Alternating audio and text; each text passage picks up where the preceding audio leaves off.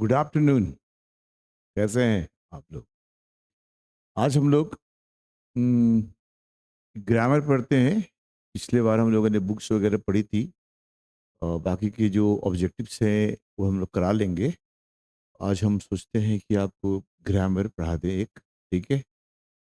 और ग्रामर में आज हम लोग पढ़ेंगे वॉइस, ठीक है? वॉइस पढ़ेंगे और वॉइस है क्या, वॉइस बनाते क्यों है, इन सारी चीज़ों पर हम लोग डिस्कस करेंगे, ठीक है? तो चलो बिना समय गवाए हम लोग आज स्टार्ट करते हैं वॉइस, ठीक है।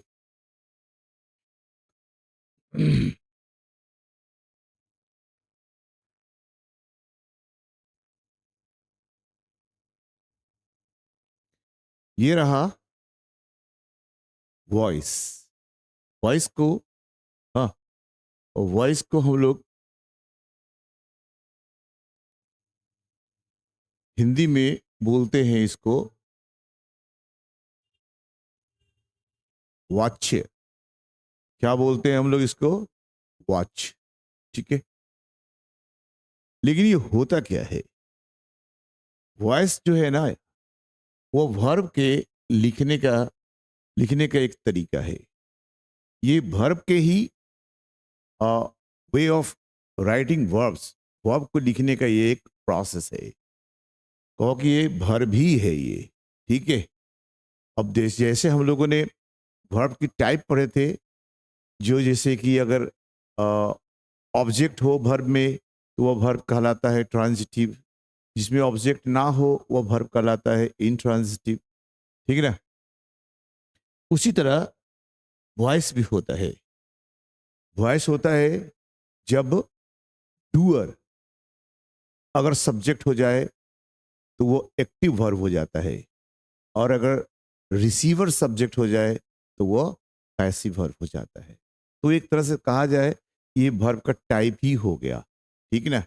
जैसे ऑब्जेक्ट हो तो ट्रांजिटिव और ऑब्जेक्ट ना हो तो इनट्रांजिटिव, उसी प्रकार अगर ये वर्ब वर्ब है, अगर इसका डूअर सब्जेक्ट हो तो हो जाएगा एक्टिव वर्ब, और अगर इसके सब रिसीवर यानी ऑब्जेक्ट वर्ब का सब्जेक्ट बन जाए तो उस केस में ये वर्ब हो जाएगा पैसिव, ठीक ना।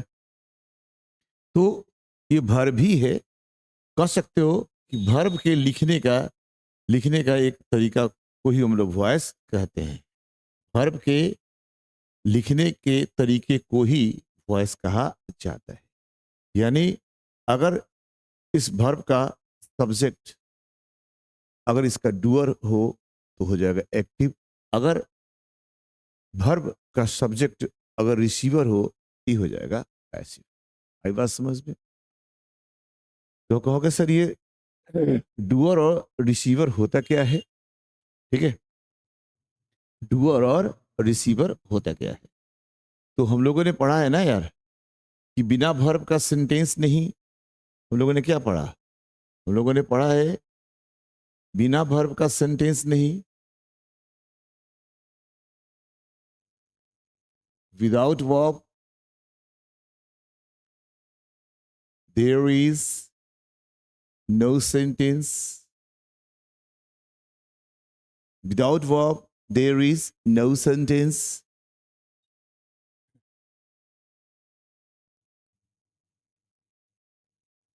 Without subject, there is no verb. ठीक, समझ लो क्या लिखा मैंने? बिना वर्ब का सेंटेंस नॉट पॉसिबल है, और बिना सब्जेक्ट का वर्ब नॉट पॉसिबल है। That is the rule, fundamental rule of grammar, ठीक है। तो अगर वर्ब आएगा तो कोई ना कोई इसका सब्जेक्ट होगा ही होगा, ठीक। कोई ना कोई इसका सब्जेक्ट होगा ही होगा। क्लियर? वर्ब आएगा तो कोई ना कोई इसका सब्जेक्ट होगा ही होगा, ठीक है। जैसे जैसे Ram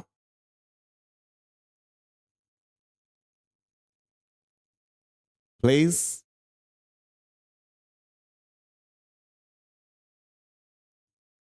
Ram plays cricket. Ram plays cricket यानी सेंटेंस के लिए वर्ब जरूरी है और वर्ब के लिए सब्जेक्ट जरूरी है। ये बात हम लोगों ने कह दिया कि सेंटेंस के लिए क्या जरूरी है, वर्ब जरूरी है, और वर्ब के लिए क्या जरूरी है, सब्जेक्ट जरूरी है। ठीक ना? एक बार फिर से देख लो यार मेरे भाई, हाँ कंफ्यूज मत होना। सेंटेंस के लिए वर्ब जरूरी है और वर्ब के लिए सब्जेक्ट जरूरी है। बिना वर्ब का सेंटेंस नॉट पॉसिबल, बिना वर्ब का सेंटेंस नॉट पॉसिबल, और बिना सब्जेक्ट का वर्ब नॉट पॉसिबल। क्लियर हो गया? तो कोई भी सेंटेंस आएगा तो उसमें आपको वर्ब होगा ही होगा। क्लियर? अब कैसे पता चलेगा कि वर्ब कहाँ है? तो वर्ब क्या होता है? वर्ब एक्शन को रिप्रेजेंट करता है जिसका 3 फॉर्म होता है। वर्ब क्या होता है? जो एक्शन को रिप्रेजेंट करता है इसका 3 फॉर्म होता है। यानी वर्ब क्या होता है? कार्य होता है। कार्य होता है जिसका 3 रूप होता है, जैसे गो, वेंट, गॉन, ईट, एट, ईटन, ई वाला। अब बताओ, वर्ब में एक्शन होता है, क्या राम में कोई एक्शन है?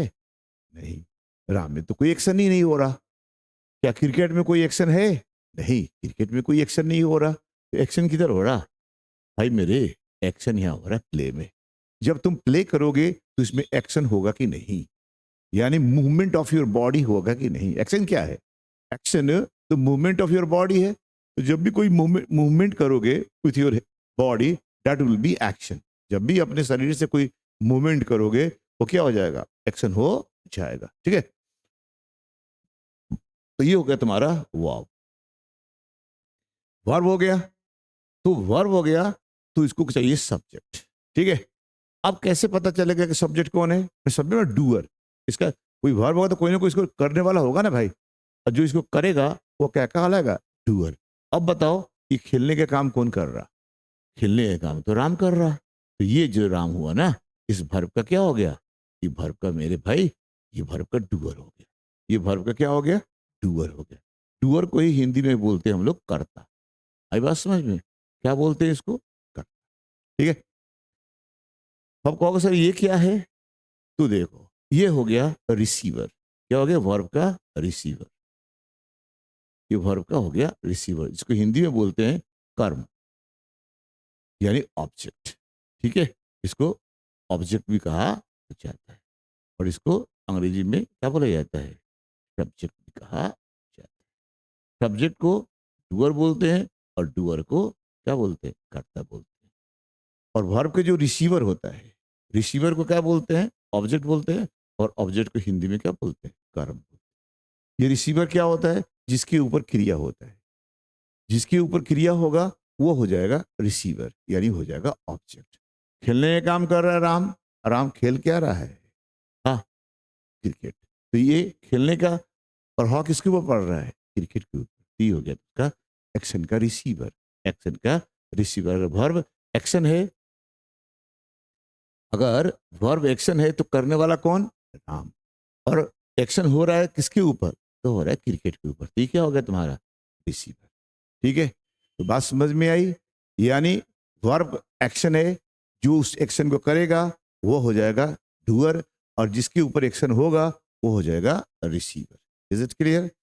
अगर आप दूसरे तरीके से पहचानना चाहो तो आप कह सकते हो वर्ब से कौन लगाकर प्रश्न करो। वर्ब से आप कौन लगाकर प्रश्न करो, हाँ, अंग्रेजी में हु लगाकर प्रश्न करो, तो वो जो आंसर आएगा वो हो जाएगा सब्जेक्ट। खेलता है क्रिकेट कौन? राम। ठीक है? Who plays cricket? राम। तो ये हो जाएगा सब्जेक्ट।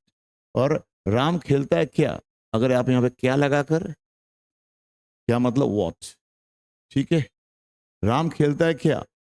तो खेलता है क्रिकेट। तो क्या लगा कर प्रश्न करो, राम खेलता है क्या?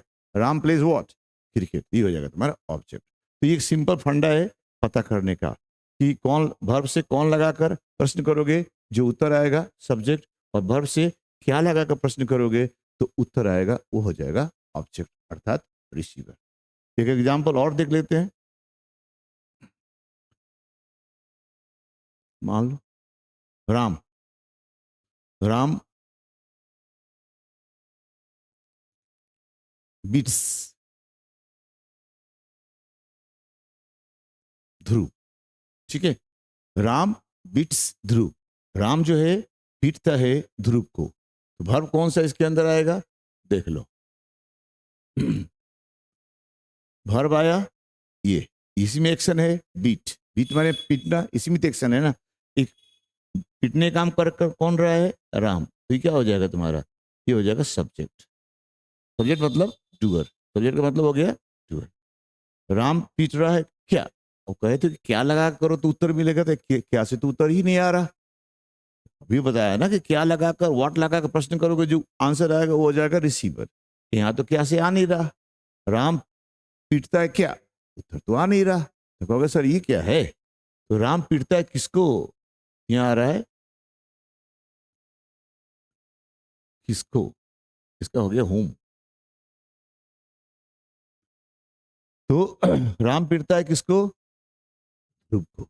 राम पीटता है किसको, ध्रुव को। तो ये एक्शन है, करने वाला राम, और ये एक्शन का प्रभाव किसके ऊपर हो रहा है, हाँ ध्रुव के ऊपर हो रहा है कि नहीं। यानी जिसके ऊपर एक्शन होता है, जिसके ऊपर एक्शन होता है वही होता है रिसीवर।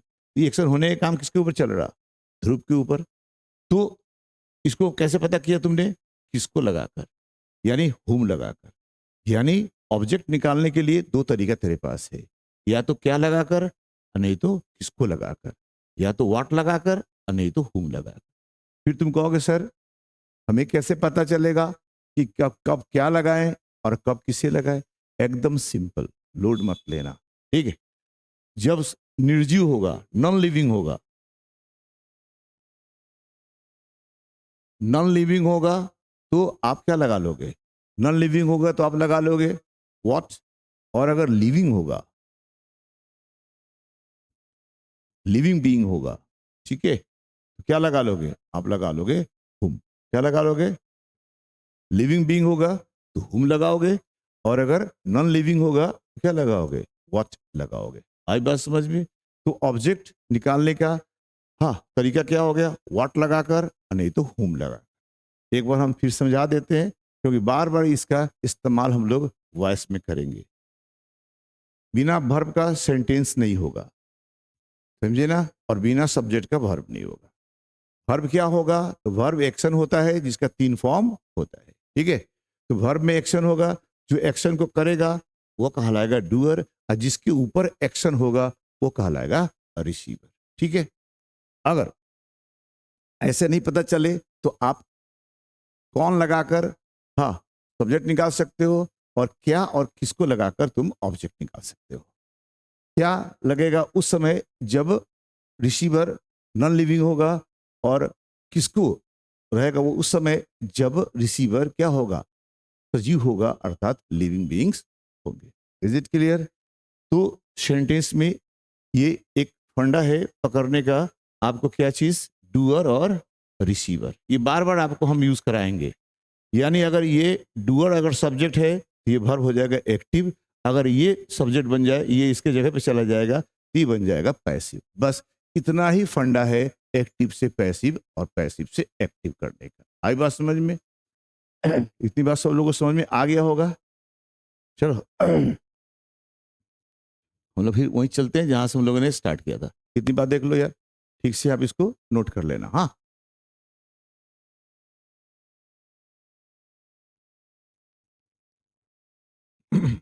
ठीक है। वॉइस क्या हो गया, वॉइस का मैंने क्या लिख दिया, मैंने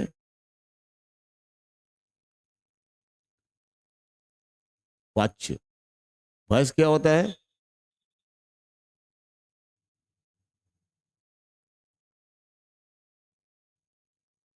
वॉइस कहता है ये होता है वाच्य, ठीक है। और ये क्या है, वर्ब के लिखने के तरीके को वॉइस कहते हैं, ठीक है। एक चीज याद रखना, एक्टिव से पैसिव जाते समय, एक्टिव से पैसिव जाते समय ना मीनिंग चेंज होता है, न टेंस चेंज होता है। न मीनिंग चेंज होता है, न टेंस चेंज होता है। एक्टिव से पैसिव जाते समय ना सेंटेंस का मीनिंग चेंज होता है, और ना ही सेंटेंस का हाँ टेंस चेंज होता है। तो फिर कहोगे सर वॉइस बनाते क्यों हैं, वॉइस बनाते क्यों है, जब मीनिंग ही चेंज नहीं हो रहा, जब टेंस ही चेंज नहीं होता, वॉइस बनाते क्यों है? Why we use passive voice, मैंने क्यों पैसिव वॉइस यूज करना? अगर हमको एक्टिव से ही काम चल जा रहा है, ना मीनिंग चेंज हो रहा है, ना टेंस चेंज हो रहा है, तो वाई हम क्यों परेशानी ले किस चीज का? पैसिव बनाने का। ये प्रश्न आपके दिमाग में उठेगा कि सर ऐसा क्यों, क्या हमें, है ना, प्रॉब्लम हो गया, हमें कौन सा आफत आ गई, हाँ, कि हमें पैसिव बनानी होगी? भाई मेरे, आपकी सवाल एकदम जेन्युइन है, लेकिन जब हम लोग किसी से बात करते हैं तो बात करने का तरीका में कुछ स्ट्रेस का फर्क होता है। स्ट्रेस समझते हो? जोर दे के बात करना। ठीक है, मान लो इस रूम में एक कुर्सी है, ठीक है, एक चेयर है। अगर मैं पूछूं, वो चेयर मेरा बहुत फेवरेट है, ठीक है, वो चेयर मेरा बहुत फेवरेट है, मैं मनपसंद है, बहुत दिनों से मैं उसको इस्तेमाल करता हूँ, आई लाइक दैट वन। कह सकते हो कि वो मेरा क्या कहते हैं, किसी का गिफ्ट होगा, बड़ी संभाल के मैं रखता था। एक दिन आओ क्लास में, मैं आया और देखा कि वो कुर्सी टूट गई। मैं पूछूंगा, कुर्सी किसने तोड़ा? कुर्सी किसने तोड़ा? बोलूंगा, कुर्सी किसने तोड़ा? अब बताओ, हमारा जो स्ट्रेस है कुर्सी पे है कि तोड़ने पे है? कुर्सी पे है। कुर्सी किसने तोड़ा? कुर्सी को किसने तोड़ा? ठीक। अब सुनो, तो ये कुर्सी पे स्ट्रेस हो गया, ठीक। अब सुनो, और दूसरा लड़का कहा, हमने पूछा कुर्सी किसने तोड़ा? तो हमने पूछ दिया कुर्सी किसने तोड़ा, तो एक लड़का कहा, सर कुर्सी, कुर्सी राम ने तोड़ा है। कुर्सी को राम ने तोड़ा है। कुर्सी को राम ने तोड़ा है।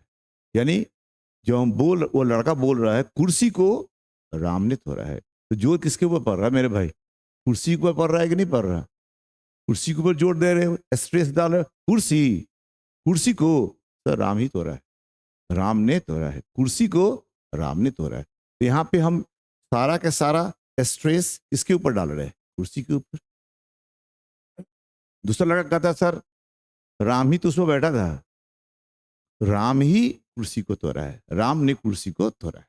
एक कहने का तरीका है, राम ने कुर्सी तोड़ा है सर, राम ने कुर्सी तोड़ा है सर। अब देखो, दो लड़का दो तरीका से बोल रहा है। कुर्सी राम ने तोड़ा है सर, कुर्सी को राम ने तोड़ा है। यहाँ पे कुर्सी पर स्ट्रेस है, और दूसरा लड़का क्या कह रहा है? राम कुर्सी तोड़ा है सर। वही बदमाश है सर, वही बैठा था, राम कुर्सी तोड़ा है, राम कुर्सी तोड़ा है। वो लड़का राम पर स्ट्रेस डाल रहा है, ये लड़का कुर्सी पर स्ट्रेस डाल रहा है। बस यही स्ट्रेस को वॉइस कहते हैं। जिस पर स्ट्रेस डालो वो एक्टिव, यानी अगर डूअर है तो एक्टिव, और रिसीवर है तो पैसिव। कुर्सी राम ने तोड़ा है, कुर्सी राम ने तोड़ा है, या कुर्सी पर जोर है। अब बताओ, मान लो यह लिख देते हैं, अब दो लिख देते हैं, देखो, Ram broke the chair, Ram broke the chair, Ram broke the chair। Sir Ram तोड़ा है कुर्सी को, राम तोड़ा है कुर्सी को। ठीक है, अब ये देखो, ये वर्ब हो गया, ये एक्शन हो रहा है, ठीक है। अब इसको तोड़ने का काम कौन किया? तोड़ने का काम राम ने किया। ये क्या है? ये डूअर है इसका, ये तोड़ने का डूअर है कि नहीं है? ठीक है, और ये काम क्या कर रहा है यहाँ पे? ये सब्जेक्ट बनने का काम कर रहा है कि नहीं? सब्जेक्ट बनने का काम कर रहा, ठीक है। तो सारा का सारा फोकस इसी के ऊपर है, यानी जो सब्जेक्ट बनता है उस पर पूरा का पूरा स्ट्रेस होता है। सब्जेक्ट के ऊपर ही क्या होता है? स्ट्रेस होता है। सब्जेक्ट के ऊपर क्या होता है? स्ट्रेस होता है। तो राम ने कुर्सी तोड़ा है, राम ने कुर्सी तोड़ा, ये स्ट्रेस पूरा का पूरा डाला जा रहा है किसके ऊपर? राम के ऊपर। और राम क्या है? राम इस वर्ब का डूअर है, और डूअर ही सब्जेक्ट है। तो ये जो वर्ब हुआ ना मेरे भाई, ये वर्ब हो गया तुम्हारा पैसिव वाली। ये वर्ब क्या हो गया? पैसिव वाली। क्लियर हो गया? और इसी बात को अगर हम इस तरह लिख दे, इस बात को हम कहाँ लिख दिए? इस बात को लिख दिया जाए, इस बात को अगर हम लोग इस तरह से लिखे,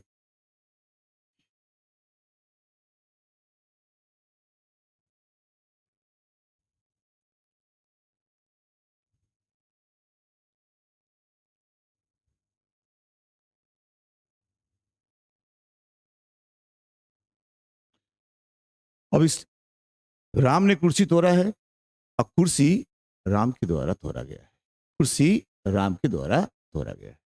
अब देखो वर्ब यहाँ कहाँ कौन सा है, वर्ब यहाँ कौन है, वर्ब तो यही है मेरे भाई, यही तो वर्ब है ना मेरे भाई, ये वर्ब है। अब बता तोड़ने का काम कौन कर रहा, ये कुर्सी कर रहा है कि राम कर रहा है? तोड़ने का काम तो अभी यही राम ही कर रहा, डूअर तो यही है इसका, डूअर तो यही है। हाँ, और ये कुर्सी टूटने तोड़ने का काम किसके ऊपर हो रहा है, कुर्सी के ऊपर हो रहा है, यानी ये एक्शन को रिसीव कर रहा है। तो ये क्या है, ये रिसीवर है। ये तो ये नहीं तो ये कुर्सी तो नहीं तोड़ रहा है, कुर्सी को तोड़ा जा रहा है ना मेरे भाई। तो कुर्सी क्या हो गया, रिसीवर हो गया।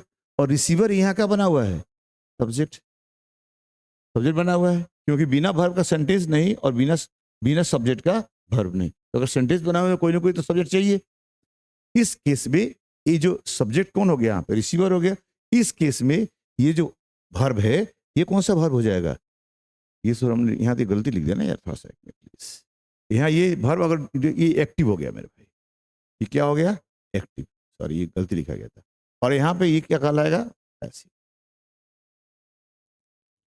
क्या कहलाएगा, पैसिव। यानी यहाँ पे वर्ब, ये वर्ब का डूअर कौन है, वर्ब को तोड़ने का काम कौन कर रहा है, राम, राम कर रहा है।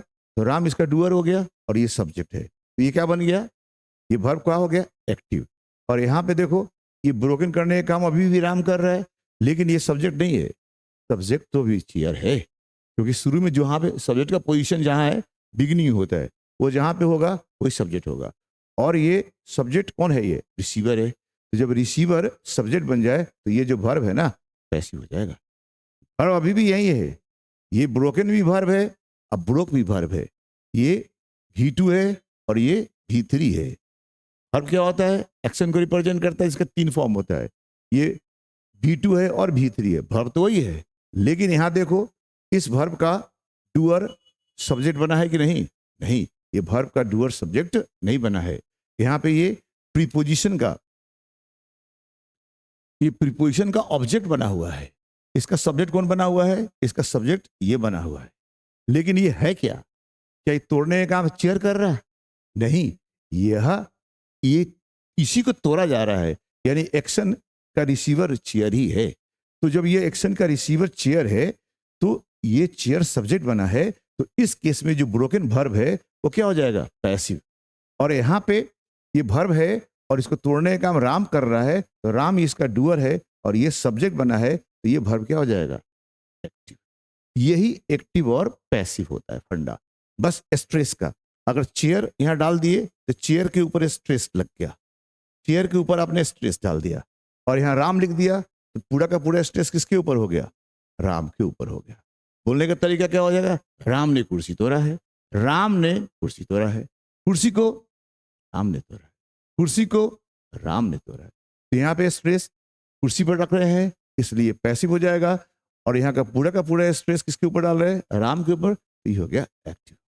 तो एक्टिव और पैसिव लिखे क्यों जाते हैं और पढ़ाया क्यों जाता है, इसके एक ही कारण है, बस स्ट्रेस, ओनली स्ट्रेस डालना। इसी बात को मैंने यहां लिख दिया है, टू ले स्ट्रेस ऑन रिसीवर। अगर रिसीवर पे स्ट्रेस डालोगे तो ये पैसिव हो जाएगा, और डूअर पे स्ट्रेस डालोगे तो एक्टिव हो जाएगा। स्ट्रेस का मतलब होता है सेंट्रल आइडिया या मेन आइडिया, यानी सेंटेंस का सेंट्रल आइडिया कौन है और मेन आइडिया कौन है। यानी जो सेंट्रल आइडिया बनेगा वो सब्जेक्ट हो जाएगा। जो भी सेंटेंस का सेंट्रल आइडिया मेन आइडिया होता है वो होता है सब्जेक्ट, यानी सब्जेक्ट का सब्जेक्ट। और सब्जेक्ट का पोजीशन कहाँ होता है, वह शुरू में होता है, ठीक है, वर्ब के पहले। तो जो वर्ब के पहले आएगा वो सब्जेक्ट का पोजीशन है, और वर्ब के बाद जो होता है वो ऑब्जेक्ट का पोजीशन है, ठीक है। तो ये रहा है ना आपके वॉइस। वॉइस क्या होता है, तो वर्ब के लिखने का एक तरीका होता है। हाँ, एक्टिव से पैसिव जाते क्यों है, तो एक्टिव से पैसिव जाते इसलिए है कि स्ट्रेस डालने के लिए। अगर हमें डूअर पे स्ट्रेस डालना हो तो उसे हम एक्टिव वर्ब में लिखेंगे, अगर रिसीवर पे स्ट्रेस डालना हो तो उसे हम पैसिव वर्ब में लिखेंगे। इतना ही इसका फंडा है और कुछ भी नहीं है। और ना टेंस बदलता है ना मीनिंग बदलता है। अब देखो दोनों का मीनिंग सेम तो है। Ram broke the chair, Ram ने कुर्सी तोड़ा है, राम ने कुर्सी तोड़ा। राम ने कुर्सी तोड़ा, राम ने कुर्सी तोड़ा। और यहां देखो, chair was broken by Ram, कुर्सी राम के द्वारा तोड़ा गया। क्या अर्थ में कोई अंतर हो गया? यहाँ भी कुर्सी ही टूट रहा है, यहाँ भी कुर्सी ही टूट रहा है। यहाँ यहाँ तोड़ने का काम राम ही कर रहा है, यहाँ भी तोड़ने का काम राम ही कर रहा है। ये यहाँ V3 है, यहाँ पे V2 है। हाँ, तो कहोगे सर टेंस बदल गया? नहीं मेरे भाई, ये टेंस, ये देखो, ये वाज क्या है? वाज V2 है। हाँ, तो पैसिव में V3 हर जगह लगाई जाती है। उसका पैसिव का टेंस पता किया जाता है केवल बी के फॉर्म से। ये बी के फॉर्म से किया जाता है। पैसिव का फॉर्म, पैसिव का टेंस पता किया जाता है किससे? बी के फॉर्म से। तो ये V2 है, या बी का फॉर्म है, V2 है। और V2 से क्या होता है? पास्ट इंडेफिनिट होता है, तो ये पास्ट इंडेफिनिट टेंस हो गया। और यहाँ पे V2 है, एक्टिव में वर्ब के फॉर्म से देखा जाता है। यहाँ V2 है तो ये भी एक्टिव हो गया। ठीक है, ये एक्टिव हो गया। और यहाँ पे V2, यहाँ पे V3 है, तो V3 से पैसिव हो गया। लेकिन वर्ब कौन सा है? V2 है, ये पास्ट इंडेफिनिट है, तो ये भी हो गया पास्ट इंडेफिनिट, ये भी हो गया पास्ट इंडेफिनिट, ये भी हो गया पास्ट इंडेफिनिट। यानी वर्ब एक्टिव में मेन वर्ब से देखा जाता है, और पैसिव में बी के फॉर्म से टेंस देखा जाता है। एक्टिव में टेंस कैसे पता चलता है? मेन वर्ब से। और पैसिव में टेंस पता चलता है बी के फॉर्म से। ये मेन वर्ब से नहीं, क्योंकि पैसिव में ऑल द टाइम V3 ही आता है, वर्ब का तीसरा रूप ही आता है। तो आपको ये ध्यान देना पड़ेगा, वो वर्ब का V3 हमेशा आएगा पैसिव में। बस उसका टेंस कैसे पता चलेगा? बी के फॉर्म से। तो आज क्या बी के फॉर्म है? तो बी के फॉर्म है, तो ये क्या हो गया तुम्हारा? ये मैंने बी का फॉर्म V2 है, तो पास्ट इंडेफिनिट, या मेन वर्ब का फॉर्म कितना है? 2 है, ये पास्ट इंडेफिनिट। ठीक है, तो एक्टिव से पैसिव जाते समय और पैसिव से एक्टिव जाते समय न टेंस बदलता है, न मीनिंग बदलता है। ठीक है, तो टेंस, तो एक्टिव से पैसिव जाते क्यों है? बस स्ट्रेस डालने के लिए एक्टिव से पैसिव जाया जाता है। ठीक है, स्ट्रेस का फर्क पड़ता है। जब हम सब्जेक्ट को, डूअर को सब्जेक्ट बना दे एक्टिव, और जब रिसीवर को सब्जेक्ट बना दे तो पैसिव। Is it clear? चलो, इतनी बात आप लोग को समझ में आ गई होगी। तो हम लोग थोड़ा इसके ऊपर और भी मैंने अध्ययन कर ले, थोड़ा समझदारी बढ़ाएं। और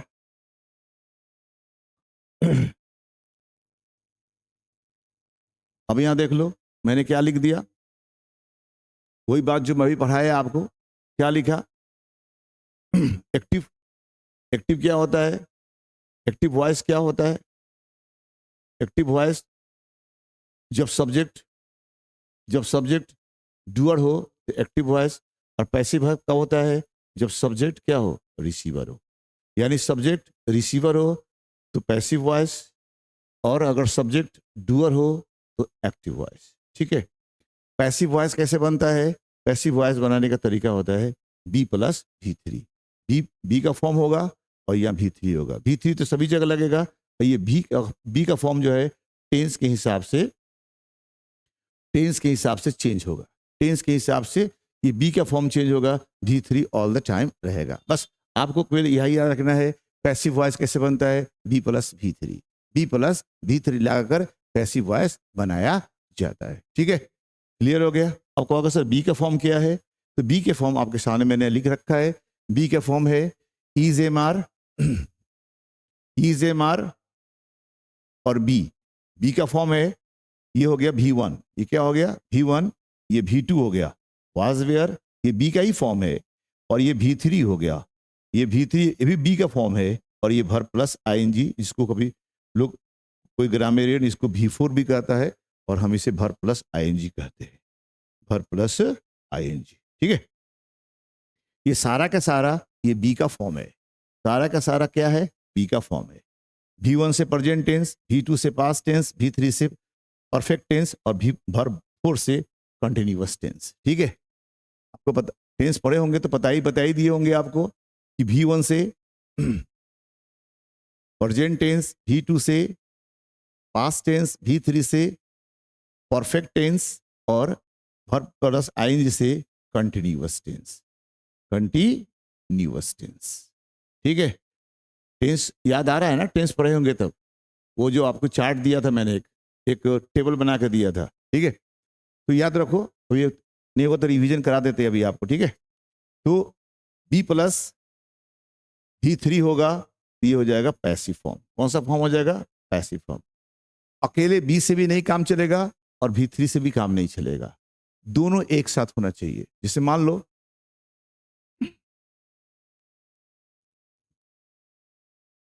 Shankar is a teacher, Shankar is a teacher. यहां देखो बी का फॉर्म है, ठीक है, यहां बी का फॉर्म है, V3 नहीं है, ये पैसिव नहीं हो सकता, ठीक है। और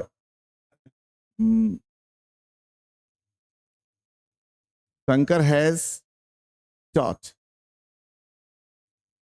taught English, Shankar has taught English, ठीक है। यहाँ V3 है, V3 है यहाँ पे, यहाँ V3 है, दिखाई दे रहा, ये V3 है, लेकिन V3 के साथ यहाँ पे बी का फॉर्म नहीं है, यहाँ बी का फॉर्म नहीं है, बी का फॉर्म नहीं है, इसलिए ए बी पैसिव नहीं हो सकता।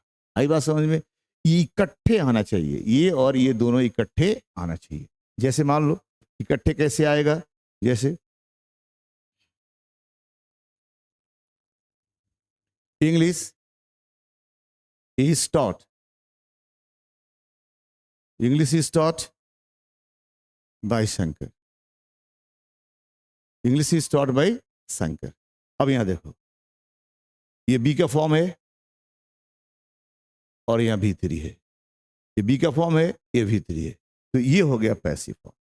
तो याद रखना बी प्लस V3 एक साथ होना चाहिए, तभी जाकर ये पैसिव फॉर्म बनेगा। अगर अकेले बी का फॉर्म होगा तो भी पैसिव नहीं होगा, और इसके साथ अगर V3 होगा अकेले तो भी पैसिव फॉर्म नहीं होगा। पैसिव फॉर्म जब भी होगा जब दोनों एक साथ होगा, बी प्लस V3 एक साथ होगा। जैसे English is taught by Shankar, English is taught by, ये बी का फॉर्म भी है और V3 है। कितनी बात समझ में आ गई? ये हो गया आपका एक्टिव से पैसिव का, माने एक्टिव और पैसिव का पहचानने का तरीका कि कौन सा सेंटेंस एक्टिव में है और कौन सा सेंटेंस पैसिव में है। अगर देखो कि सब्जेक्ट डूअर ही सब्जेक्ट बना हो तो एक्टिव, और अगर रिसीवर सब्जेक्ट बना हो तो पैसिव। पहला ये, और दूसरी बी प्लस V3 लिखा हो तो पैसिव, और बी प्लस V3 ना हो तो समझ लेना कि एक्टिव। आई बात समझ में? ये हो गया आपका, है ना, पहचानने का तरीका कि कौन सा सेंटेंस एक्टिव है और कौन सा सेंटेंस पैसिव है।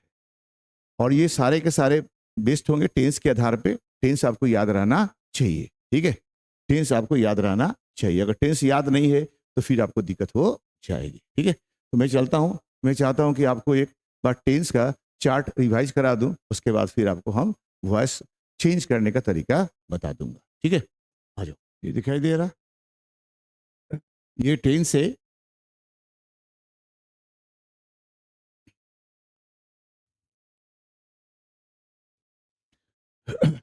मैं बताया टेंस क्या होता है, टेंस क्या होता है? फॉर्म ऑफ वर्ब होता है, फॉर्म ऑफ वर्ब होता है, फॉर्म ऑफ वर्ब को ही टेंस कहा जाता है, ठीक है। तो देख लो एक बार और ये टेंस कितने हो गए? प्रेजेंट, पास्ट और फ्यूचर, ठीक है। अब देखो, प्रेजेंट का इंडेफिनिट V1 होगा, या डू डज लगी होगी और V1 होगा तो प्रेजेंट इंडेफिनिट, V2 लगी होगी और या डिड प्लस V1 लगी होगी तो past indefinite, will shall plus V1 लगी होगी तो फ्यूचर इंडेफिनिट, ठीक है। कंटिन्यूअस कैसे होगा? भर प्लस आईएनजी, भर बताया ना, भर plus ING is called continuous. तो जहां भर में आईएनजी लगी हुई कंटिन्यूअस, देखो भर प्लस आईएनजी लगी है कंटिन्यूअस, और यहाँ देखो इज एम आर क्या है? V1 है तो प्रेजेंट कंटिन्यूअस, मैंने इज एम आर प्लस भर में आईएनजी लगी होगी, प्रेजेंट कंटिन्यूअस। देखो यहाँ भर में आईएनजी लगी है, ये तो कंटिन्यूअस हो गया ना भाई, कंटिन्यूअस हो गया। और यहाँ वाज वेयर लगा हुआ है, वाज वेयर क्या है? V2 है, तो क्या हो जाएगा? पास्ट कंटिन्यूअस, ठीक है। भर में आईएनजी लगी हो गया तो कंटिन्यूअस हो गया, क्लियर। और ये देखो विल से लगी हो गया तो ये फ्यूचर हो गया, ये लगा हुआ है तो क्या हो गया यहाँ पे? ये विल से लगी हुई तो विल सेल बी लगा हुआ तो हो गया फ्यूचर। एक सेकंड, ये हो गया तुम्हारा फ्यूचर। विल सेल से क्या होता है? फ्यूचर, ठीक है। Will shall plus V1, will shall plus V1 लगा हुआ है ना, विल सेल प्लस V1 इससे क्या होता है? V1 है ये, will shall plus V1 future, और भर plus ING continuous, future continuous, ठीक है। नेक्स्ट देखो, बताया था V3 से perfect, V3 perfect, V3 perfect, V3 perfect. ठीक है। यहाँ लगा हेल्पिंग वर्ब क्या हो गया, ये V1 है तो हो गया प्रेजेंट, क्या हो गया प्रेजेंट। ये देखो ये हेल्पिंग वर्ब है, V2 है तो क्या हो जाएगा ये पास्ट। और यहाँ देखो will shall V1, will shall plus V1 है तो क्या हो जाएगा फ्यूचर, ठीक है, फ्यूचर परफेक्ट, ठीक है। V3 से परफेक्ट, V3 से परफेक्ट, V3 से परफेक्ट। ये हैज हैव हेल्पिंग वर्ब है, यहाँ हैड हेल्पिंग वर्ब है और will shall have helping verb है। तो हैज हैव V1 है तो प्रेजेंट हो गया, हैड V2 है तो पास्ट हो गया और विल शैल प्लस V1 है तो फ्यूचर हो गया। तो फ्यूचर परफेक्ट, पास्ट परफेक्ट और प्रेजेंट परफेक्ट। अब देखो यहाँ पे परफेक्ट कंटिन्यूअस है, परफेक्ट V3 और भर ये कंटिन्यूअस बने भर प्लस भर 4, ठीक है, भर प्लस ING भर 4 अर्थात ऐसे लिखते क्या भर प्लस ING, ठीक है। आ जाओ ये दोनों को मिला देंगे तो परफेक्ट कंटिन्यूअस हो जाएगा। अब ये देखो ये V3 है और ये क्या है भर प्लस ING है, परफेक्ट हो गया कंटिन्यूअस हो गया। ये देखो V3 है और ये भर प्लस ING है, ठीक है। यहाँ देखो ये V3 है और ये भर प्लस ING है, ठीक है। तो ये परफेक्ट हो गया, ये कंटिन्यूअस हो गया, ये परफेक्ट हो गया, ये कंटिन्यूअस हो गया, ये परफेक्ट हो गया, ये कंटिन्यूअस हो गया। टाइम नहीं पता चलता तो ये हेल्पिंग वर्ब देखना पड़ेगा। ये हैज हैव लगा हो गया, ये प्रेजेंट हो गया, हैज हैव लगा है V1 है तो प्रेजेंट हो गया, तो present perfect continuous. Had passed है V2 है, ठीक है, तो पास्ट परफेक्ट कंटिन्यूअस। और विल शैल हैव क्या है फ्यूचर है, क्या है फ्यूचर है, तो फ्यूचर परफेक्ट कंटिन्यूअस। अरे आई बात समझ में। तो ये आपको चार्ट टेंस में पढ़ाई गई होगी तो एक बार आप फिर से ध्यान से देख लेंगे और अभी मैंने आपको रिवाइज करा दिया तो ये देख लेंगे, क्योंकि जितना भी टेंस पढ़ाई जाएगी वॉइस सब टेंस के आधार पर ही होता है। मैं बता दिया ना कि एक्टिव से पैसिव जाते समय ना टेंस बदलता है और ना सेंस बदलता है, तो ना मीनिंग बदलेगा ना टेंस बदलेगा। तो कोई सेंटेंस आएगा तो पहले आपको टेंस देखना पड़ेगा और टेंस के हिसाब से बी के फॉर्म चेंज करना पड़ेगा। अगर टेंस याद नहीं होगा तो फिर आगे का वॉइस आपसे नहीं बनेगा। इसलिए आपसे रिक्वेस्ट रहेगा कि अगर आप वॉइस चेंज करना चाहते हैं तो पहले क्या करें, आप इस टेंस के जो चार्ट है उसको ठीक से देख लें और उसके बाद आप वॉइस चेंज करने के लिए बैठे, ठीक है। वॉइस बनाने का एक ही फंडा है B+V3, एक्टिव से पैसिव। एक्टिव तो ये वाली हो गई, ये सारे का सारा जो चार्ट है ये टेबल है एक्टिव का है, ये पूरा का पूरा क्या चीज का है, ये एक्टिव का है। पैसिव बनाने के लिए हमारे पास एक ही फंडा है, क्या है फंडा, बस बी लगाना है और V3 करना है। V3 तो सब में रहेगा और ये जो बी है यही चेंज होगा अकॉर्डिंग टू दिस चेंज। तो एक्टिव में ये वाला हो गया और पैसिव में फंडा एक ही है B+V3। हाँ, बाकी और किताबों तो हम देखोगे कि जैसे ये टेबल है उसी तरह पैसिव का भी टेबल बना के रखता है लोग, ठीक है। बाकी जगह किताबों में देखोगे हाँ कि ये टेबल एक्टिव का हो गया और नीचे टेबल लगी रहेगी पैसिव का, तो आपको याद करना पड़ेगा। लेकिन मेरा पढ़ाने का तरीका कुछ अलग है, मैं याद नहीं करवाता, केवल समझाने की कोशिश करता हूँ। क्या मैंने आपको टेंस बताने में याद कराया, इसका भी चार्ट लोग बना रखा होता है, ठीक है, कि प्रेजेंट इंडेफिनिट जिस क्रिया के अंत में ता है ती है, हाँ, और बनाने के नियम सब्जेक्ट प्लस एम वर्ब 1, हाँ, प्लस उसके बाद ऑब्जेक्ट, या subject plus verb 5 plus object.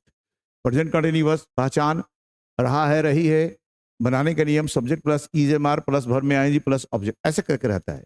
मैंने कुछ नहीं बताया मेरे भाई, मैंने केवल यही बताया अगर V1 होगा या डू डज प्लस V1 लगा होगा तो प्रेजेंट इंडेफिनिट, V2 लगी होगी और या डिड प्लस V1 लगी होगी तो पास्ट इंडेफिनिट, विल सेल और V1 लगी होगी तो फ्यूचर इंडेफिनिट, दैट्स इट। उसके बाद मैंने क्या बताया, कंटिन्यूअस। कंटिन्यूअस का मतलब होता है एक्शन की कंटिन्यूटी, और जब भी एक्शन की कंटिन्यूटी होगी तो वर्ब क्या होगा, ING लगी होगी। वर्ब में ING लगाने से एक्शन कंटिन्यू हो जाता है, एक्शन जारी हो जाता है। तो जब भी देखो कंटिन्यूअस टेंस होगा वर्ब में ING लगी होगी, जब भी कोई कंटिन्यूअस टेंस होगा तो क्या होगा, वर्ब में ING लगी होगी। वर्ब में क्या लगी होगी, वर्ब में ING लगी होगी। जब भी कोई कंटिन्यूअस टेंस होगा तो वर्ब में क्या होगा, ING लगी होगी। तो देखो यहाँ भी ING लगी हुई है, यहाँ भी ING लगी हुई है, यहाँ भी ING लगी है, तो कंटिन्यूअस हो गया। लेकिन आपको टाइम पता नहीं चल रहा, टाइम कैसे पता चलेगा, हेल्पिंग वर्ब से। तो ER V1 है तो प्रेजेंट हो गया, इससे प्रेजेंट कंटिन्यूअस। वाज वेयर क्या हो गया, हेल्पिंग वर्ब है, V2 है, इससे पास्ट हो गया पास्ट कंटिन्यूअस, और विल सेल प्लस V1 है तो इससे फ्यूचर हो गया फ्यूचर कंटिन्यूअस। दैट्स इट, इतना ही समझने की कोशिश करा करो, ठीक है। नेक्स्ट, परफेक्ट टेंस बनता है V3 से, परफेक्ट टेंस बनता है V3 से, ठीक है। तो यहाँ V3 है, यहाँ V3 है, यहाँ V3 है, परफेक्ट परफेक्ट परफेक्ट।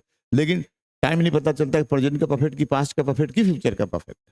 तो प्रेजेंट का परफेक्ट के लिए हैज हैव लगाएंगे, पास्ट के परफेक्ट के लिए हैड लगाएंगे और फ्यूचर के परफेक्ट के लिए विल शैल हैव लगाएंगे। तो अगर से ऐसा क्यों? क्योंकि हैज हैव V1 है इसलिए प्रेजेंट का परफेक्ट हो गया, हैड क्या है V2 है इसलिए पास्ट का परफेक्ट हो गया, और विल शैल प्लस हैव है तो विल शैल प्लस V1 है तो फ्यूचर हो गया, तो फ्यूचर का परफेक्ट हो गया। क्लियर?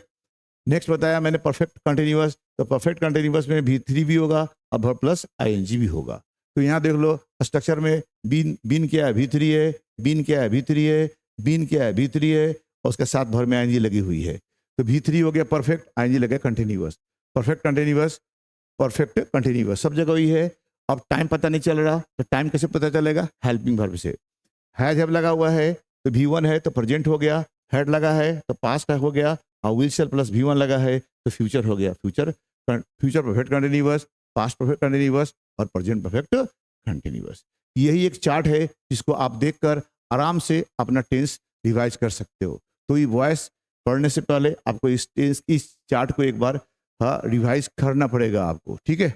अभी मैं बताऊंगा, अभी आपको याद आ जाएगा कि सारा का सारा टेबल किस चीज़ का है, एक्टिव का है बस। और पैसे बनाने के लिए बस आपको एक ही फार्मूला याद करना पड़ेगा, B प्लस V3 बस। और कुछ बेसिक फार्मूला रखने की जरूरत नहीं है।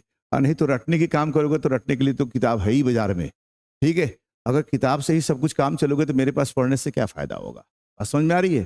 तो मैं वो चीज़ पढ़ाता हूँ जो किताबों में नहीं होती, ठीक है। मैं अपने एक्सपीरियंस के आधार पर आपको पढ़ाने की कोशिश करता हूँ, समझाने की कोशिश करता हूँ।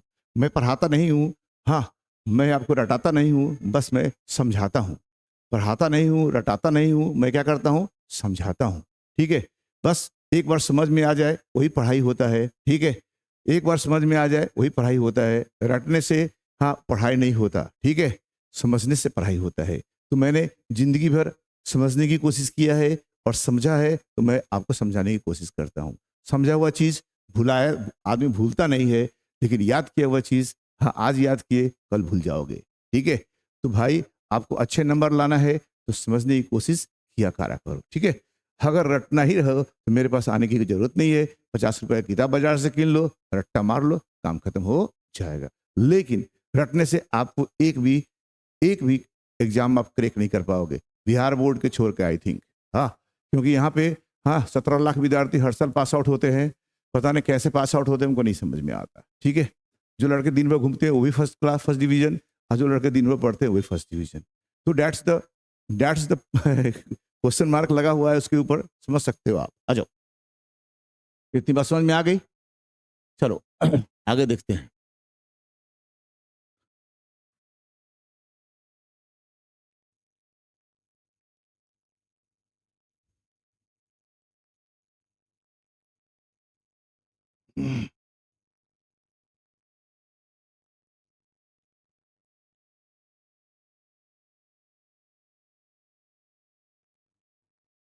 इतनी बात सबको समझ में आ गया? एक बार फिर से देख लो। एक्टिव का मतलब सब्जेक्ट का डूअर, मैंने डूअर अगर सब्जेक्ट हो तो एक्टिव, और रिसीवर अगर सब्जेक्ट हो तो पैसिव। अब पैसिव बनेंगे कैसे? B प्लस V3 से, ठीक है। बी क्या होता है? ये वाला बी का फॉर्म होता है, इतना याद रखना, ठीक है।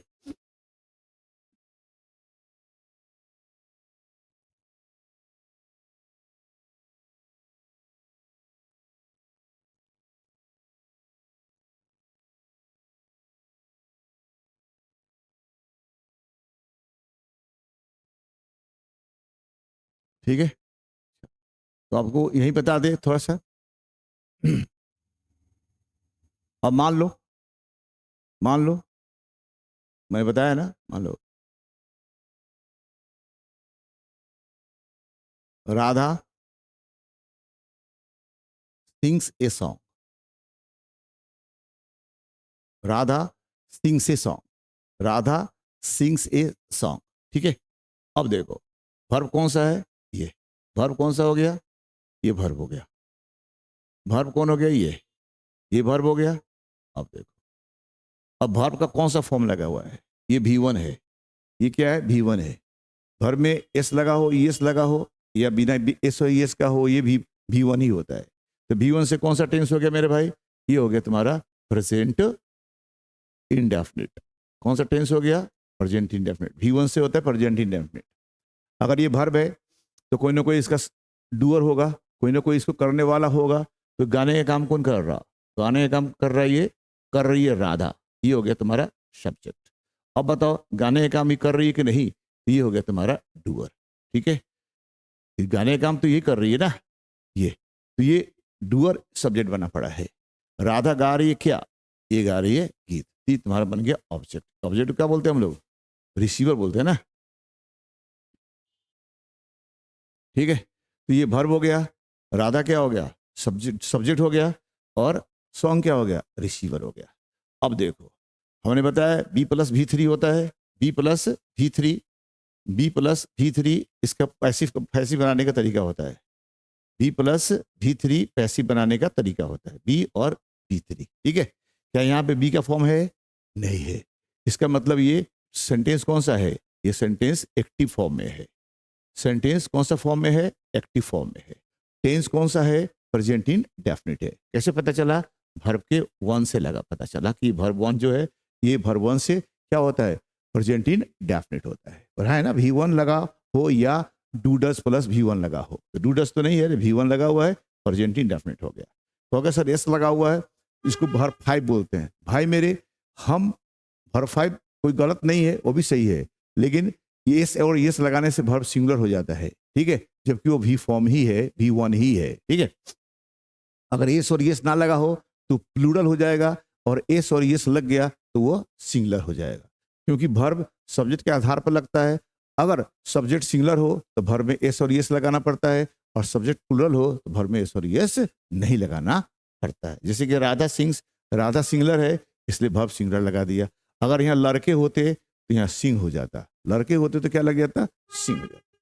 आ जाओ, अब इसको हम लोग को पैसिव बनाना है। पैसिव बनाने के लिए क्या करना पड़ता है?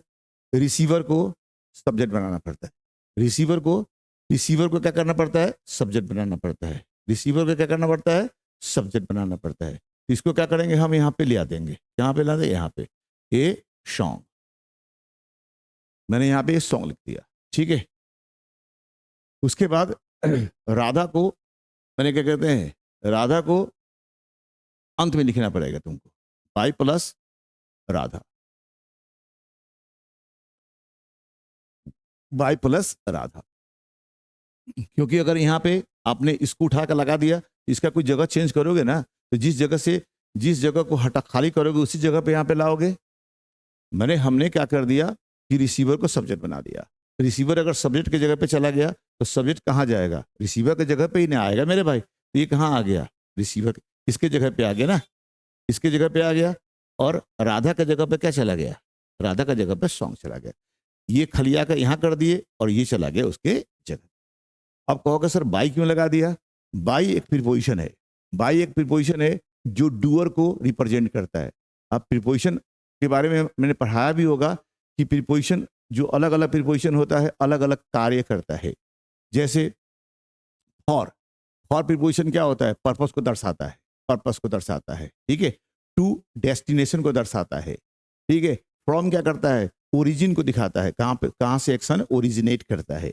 जैसे the Ganga arises from Gangotri, तो वहाँ एक्शन कहाँ से शुरू होता है? ओरिजिनेशन दिखाता है तो फ्रॉम, डेस्टिनेशन दिखाएगा तो to, I am going to Patna, तो डेस्टिनेशन क्या है तुम्हारा? पटना, तो टू लग गया पटना। तो टू क्या दिखाता है? डेस्टिनेशन। फ्रॉम क्या दिखाता है? ओरिजिनेशन। फॉर दिखाता है क्या चीज? पर्पस। जैसे मेरे पास एक गिफ्ट है, तो मैंने ये गिफ्ट लिए हैं तो जरूर किसी को देंगे, तो कोई पर्पस दिखा रहा होगा। ठीक है, for Ram, for Shyam, my brother, for my sister, for my mother, for my father, etcetera. उसी तरह बाई एक प्रीपोजिशन है जो आपको क्या दर्शाता है? वह डूअर को दर्शाता है। बाई के बाद कोई भी नाउन या प्रनाउन लिख दो तो वह नाउन और प्रनाउन वर्ब का डूअर हो जाता है। ठीक है, और नहीं अगर बाई लगाओगे तो सेंस बदल जाएगा, सेंस चेंज हो जाएगा। क्योंकि अगर सेंस चेंज हो गया तो फिर वॉइस नहीं हो पाएगा, क्योंकि वॉइस बताया गया है कि ना सेंस बदलेगा ना टेंस बदलेगा। अगर यहाँ से अगर हम बाई हटा देंगे, जानते हो इसका हिंदी क्या हो जाएगा? राधा, राधा गाती है गीत तो अगर इसको चेंज कर देंगे तो गीत राधा को गाने लग जाएगा मेरे भाई। अगर ये होता राधा गाती है गीत, अगर हम राधा के जगह पर सॉन्ग लिख दिए और सॉन्ग के जगह पर केवल राधा लिख दिए और बाई नहीं लगाए, तो इसका हिंदी जानते क्या हो जाएगा? राधा, मैंने ये तो हो गया राधा गाती है गीत, और यह हो जाएगा गीत गाती है राधा को। ये उल्टा हो जाएगा भाई, तो सेंस बदल जाएगा कि नहीं? जब सेंस बदल जाएगा तो इसीलिए हमें बाई लगाना पड़ता है। गाने का काम अभी राधा ही कर रही है, गाने का काम अभी राधा ही कर रही है, क्योंकि हमको मीनिंग नहीं चेंज करना है, इसीलिए बाई लगाया जाता है। ठीक है, दैट इज द पर्पस। नहीं तो आपको नियम किताब में लिखा होगा कि प्रेजेंट इंडेफिनिट है तो object plus is am are plus V3 plus by plus subject का ऑब्जेक्टिव केस, ये रूल बनाया गया है। लेकिन मेरे भाई आपको पता नहीं चलेगा कि बाई क्यों लगाया जा रहा है, लेकिन जान जाओ बाई क्यों लगाया गया। बाई एक प्रीपोजिशन है, और बाई के बाद अगर कोई नाउन लगता है तो वह नाउन वर्ब का डूअर होता है। यानी डूअर को दर्शाने के लिए क्या लगाया जाता है? हाँ, बाई लगाया जाता है। That is the purpose of using by in passive format. आई बात समझ में? आ जाओ, क्लियर कर दिया। उसके बाद सुनो आपने नियम सुना है B प्लस V3 है। चलो V3, तो वर्ब तुम्हारे पास कौन है? सिंग है। सिंग से तो इसको V3 करना पड़ेगा तुमको। सिंग का क्या हो जाएगा? संग। ठीक है, तो इस V3 हो गया तुम्हारा, ये V3 हो गया। अब यहाँ पे कोई हेल्पिंग वर्ब नहीं है, यहाँ हेल्पिंग वर्ब नहीं है, तो हेल्पिंग वर्ब लिखने की जरूरत नहीं है। अगर यहाँ कोई हेल्पिंग वर्ब होता तो यहाँ पे हेल्पिंग वर्ब लिख दिया होता, लेकिन यहाँ हेल्पिंग वर्ब है नहीं, तो हम हेल्पिंग वर्ब लिखेंगे नहीं। यहाँ क्या लिख देंगे? अब ये वर्ब तो यहाँ आ गया। अब हमको क्या लगाना है? बी का फॉर्म। बी के फॉर्म कौन सा लगेगा? बी का फॉर्म तो बता चुके, बहुत सारा होता है। इज भी होता है, एम भी होता है, आर भी होता है, बी भी होता है, वाज भी होता है, वेयर भी होता है, हाँ, बीन भी होता है, बीइंग भी होता है। क्या लगाएंगे? तो यहाँ पे हम जो V1 है, वर्ब 1 है, वही फॉर्मेट यहाँ पे डालेंगे, ताकि बी का फॉर्मेट डालेंगे। कौन वाला? B1 डालेंगे। B1 डालेंगे तो इससे क्या होगा कि टेंस वही रह जाएगा।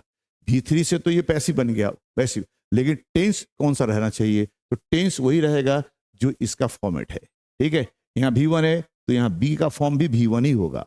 अब V1 में कौन कौन सा होता है? इज, एम, आर और बी। अब बताओ यहाँ बी लगा दे क्या? तुमने कहोगे सर ए सॉन्ग बी, संग नहीं हो सकता, ये तो व्हील सेल के साथ लगता है। ठीक है, आर लगा दे क्या? तो आर तो यहाँ लगेगा नहीं, क्योंकि सॉन्ग सिंगलर है। एम लगा दे क्या? तो एम तो आई के साथ लगता है, तो एम भी नहीं लगेगा। तो बच गया क्या गया तुम्हारा? इज। ये हो गया इज, तो हो जाएगा a song is sung by Radha. ये पैसिव वॉइस बन के तैयार हो गया, पैसिव वॉइस बन के तैयार हो गया। कोई रूल रट्टा मारने की जरूरत ही नहीं पड़ी। क्या लगाया मैंने? पहले हमने क्या किया? ऑब्जेक्ट को सब्जेक्ट बनाया, और सब्जेक्ट को ऑब्जेक्ट के जगह पर बाई लगाकर लिख दिया। सब्जेक्ट, ऑब्जेक्ट को मैंने सब्जेक्ट बना दिया, मैं सब्जेक्ट की जगह पे रख दिया। ठीक है, उसको सब्जेक्ट बना दिया, और सारा फोकस इसके ऊपर हो गया, इसके ऊपर स्ट्रेस हो गया।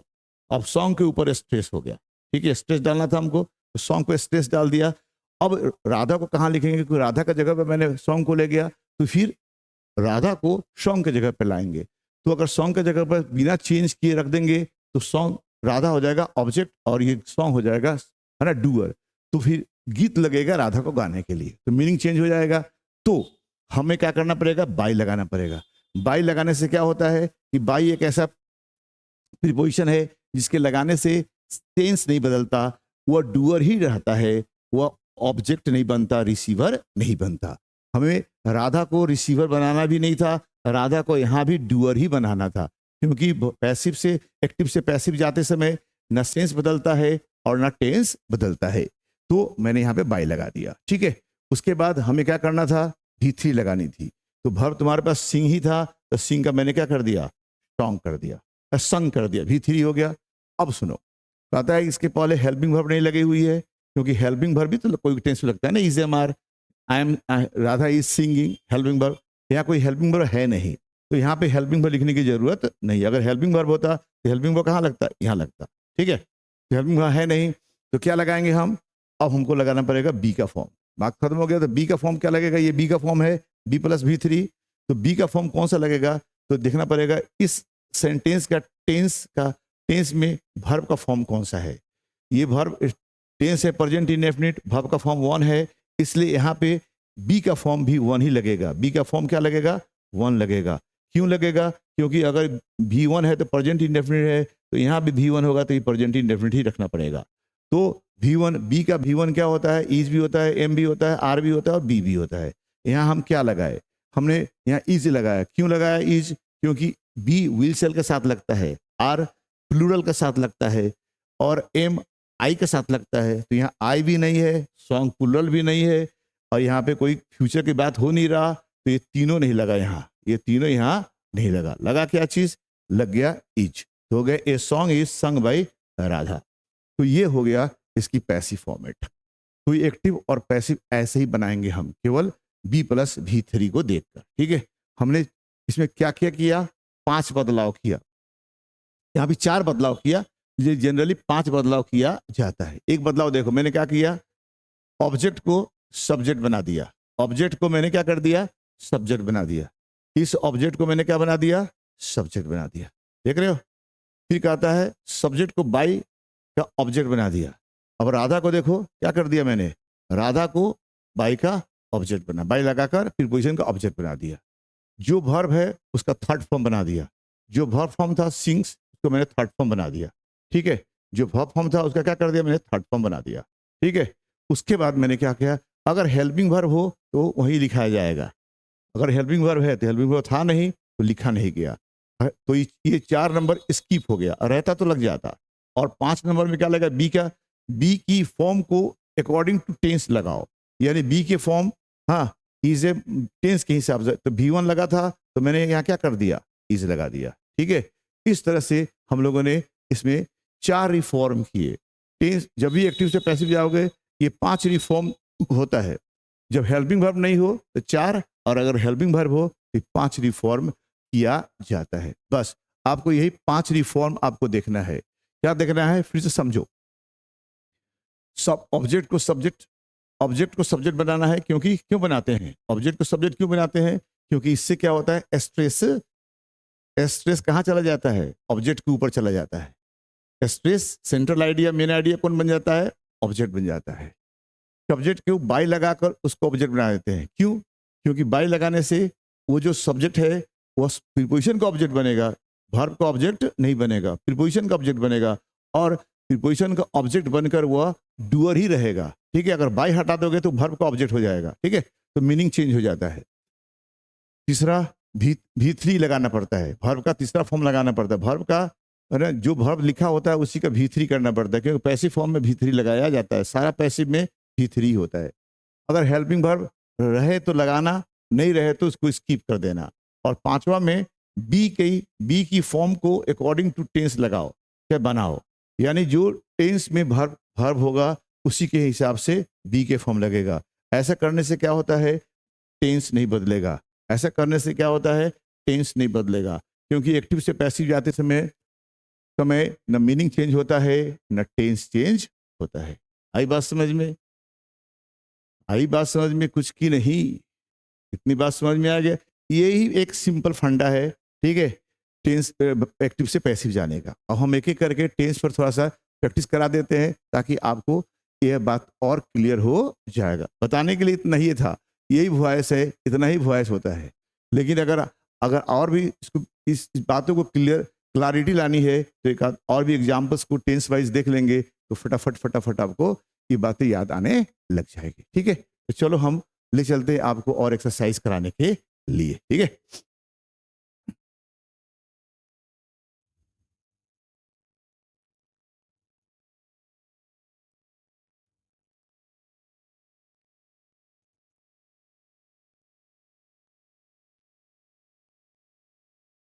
देखो यहाँ पे हमने एक बना के भी दिया है, एक देखो ये हम बनाया भी है, एक बार और देख लो एक बार फिर से। Mohan stole a car, Mohan stole a car.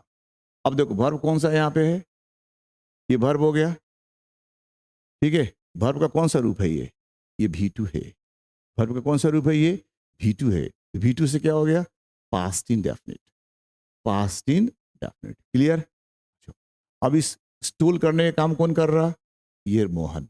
ये क्या हो गया, इसका डूअर हो गया। और डूअर ही क्या है, सब्जेक्ट बना हुआ है, ठीक है। तो ये डूअर इसका सब्जेक्ट बना हुआ, तो इसका कौन सा फॉर्म है, एक्टिव हो जाएगा। क्लियर हो गया, क्या चाहिए, ये एक्टिव है, ठीक है। और सुनो, मोहन ने चुराया क्या, कार। ये क्या हो गया तुम्हारा, रिसीवर हो गया। क्या हुआ, रिसीवर हो गया, ठीक है। यानी ये वर्ब हो गया, ये इसका डूअर हो गया, ये इसका रिसीवर हो गया, ठीक है। और ये सब्जेक्ट कौन है, वर्ब का डूअर है, इसलिए सेंटेंस कौन सा हो गया, एक्टिव। टेंस कौन सा हो गया, V2 है, इसलिए टेंस कौन सा हो गया, पास्ट इंडेफिनिट। क्लियर हो गया। अब सुनो, इसकी पैसिव बनाएंगे। पैसिव बनाने के लिए रूल नंबर 1, ऑब्जेक्ट को सब्जेक्ट बनाओ, ऑब्जेक्ट को सब्जेक्ट बनाओ, यानी इसको कहाँ ले आओ, यहाँ पे ले आओ, सब्जेक्ट की जगह पर क्या लिखेंगे हम, आ, हाँ, कहाँ लगाए, यहाँ पे। उसके बाद 2 नंबर रूल क्या है, सब्जेक्ट को बाई का ऑब्जेक्ट बनाओ, इसको यहाँ ले आओ, बाई लिख दो, और बाई लिखकर मोहन लिख दो, ठीक है। मोहन लिखा गया, तो 2 नंबर हो गया। सब्जेक्ट को बाई लगाकर बाई प्रीपोजिशन का ऑब्जेक्ट बना दिया। बाई क्यों लग गया, बाई लगने से मोहन अभी भी डूअर का डूअर ही रह गया, ठीक है। और ये जो है, ये रिसीवर ही है, लेकिन यहाँ पे सब्जेक्ट की जगह पे है, हाँ, इसलिए सब्जेक्ट का काम कर रहा है। इसलिए क्यों लगा हुआ है, क्योंकि यहाँ पे इस पर कोई स्ट्रेस डालना है। क्या डालना है हमको, यहाँ पे स्ट्रेस डालना है। अभी ये स्ट्रेस किसके ऊपर था, अभी इसके स्ट्रेस था मोहन के ऊपर। मोहन ने चुराई है कार, मोहन ने चुराई कार, मोहन ने चुराई कार, तो मोहन के ऊपर स्ट्रेस था। अब हमको स्ट्रेस चेंज करना है कार के ऊपर। कार मोहन ने चुराई है, कार मोहन ने चुराई है, ठीक है। तो ये कार लगा दिया। अब देखो रूल नंबर 3 क्या है, कि वर्ब का जो भी है वर्ब है उसका V3 बनाओ। स्टोल का V3 क्या हो जाएगा, स्टोलन। स्टोलन लिख दिया गया, ये V3 हो गया। Rule number 3। अब सुनो, अगर हेल्पिंग वर्ब है तो यूज करो, हेल्पिंग वर्ब है नहीं है, इसको स्किप करो। ठीक आता है, बी का फॉर्म अकॉर्डिंग टू टेंस लगाओ। ये V2 है तो बी का फॉर्म वही लगेगी जो टेंस का फॉर्म है। टेंस का फॉर्म V2 है तो बी का भी V2 लगेगा। तो बी का V2 क्या होता है, वाज और वेयर। बी का V2 क्या होता है मेरे भाई, वाज और वेयर। ये बी का V2 है। बी का V2 क्या होता है, वाज और वेयर। अब कार के साथ वाज लगाए कि वेयर लगाए, वेयर लगता है प्लूरल के साथ, वाज लगता है सिंगुलर के साथ। यहाँ क्या हो जाएगा, वाज, ठीक है। A car was stolen by Mohan, a car was stolen by Mohan. मन क्या तैयार हो गया पैसिव वॉइस। देखो, ये car was stolen by Mohan बना दिया है कि नहीं बना दिया। तो देखो, ऐसे ही बनता है एक्टिव से पैसिव। इसमें आपको कोई रूल रट्टा मारने की जरूरत नहीं है, बस आपको केवल यही 5 प्रोसेस आपको ध्यान रखना पड़ेगा। हाँ, एक्टिव से पैसिव 5 स्टेप समझो, ये 5 स्टेप आपको दिमाग में रखना पड़ेगा। बाकी दुनिया का सारा टेंस बन जाएगा अगर वो टेंस के ऊपर आधारित होगा तो। क्लियर, चलो आगे देखते हैं। एक चीज और बता दें, एक्टिव में वर्ब का मीनिंग क्या होता है। एक्टिव में वर्ब का मीनिंग हो गया चुराया, और पैसिव में हो चुराया गया, ठीक है। एक्टिव में होता है चुराया, अब पैसिव में क्या हुआ, चुराया गया। चुराया चुराया गया, ऊपर ऊपर लिखा मैंने, है ना। मैंने राधा सिंग से सॉन्ग, राधा गीत गाती है, और ये song is sung by Radha, तो ये गीत गाई जाती है। तो एक्टिव में, हाँ, हिंदी क्या होता है, करता है, मैंने गीत गाता है, और पैसिव में हो गया गीत गाया जाता है, ठीक है। चुराया चुराया जाता है, पढ़ाया पढ़ाया जाता है, बस इतना ही फर्क होता है, ठीक है। एक्टिव में चुराया और पैसिव में चुराया गया। अगर प्रेजेंट होता, चुराता है चुराया जाता है, गाता है गाया जाता है। इतनी बात आपको दिमाग में रखनी पड़ेगी, क्योंकि अगर नहीं करेंगे तो सेंस बैठाने में दिक्कत हो जाएगा। मोहन ने चुराया कार, कार मोहन के द्वारा चुराया गया। सेंस वही है, चुराने का काम अभी भी मोहन कर रहा है, और चोरी क्या हो रहा है, कार ही हो रहा है। तो ना मीनिंग बदल रहा है और टेंस भी नहीं बदल रहा है, क्योंकि यहाँ V2 है तो हमने यहाँ भी V2 लगा रखा है। बी का हमने क्या लगा रखा है, V2। इससे क्या हो गया, ये पास्ट इंडेफिनिट हो गया। ये तो सब में लगता है, ठीक है, इसलिए इसको काउंट नहीं करते, टेंस पकड़ा जाता है बी के फॉर्म से। क्लियर हो गई बात। अच्छा, अब हम लोग एक एक करके टेंस देख लेंगे, तो फटाफट फटाफट आपको बनाने भी आ जाएगा, ठीक है।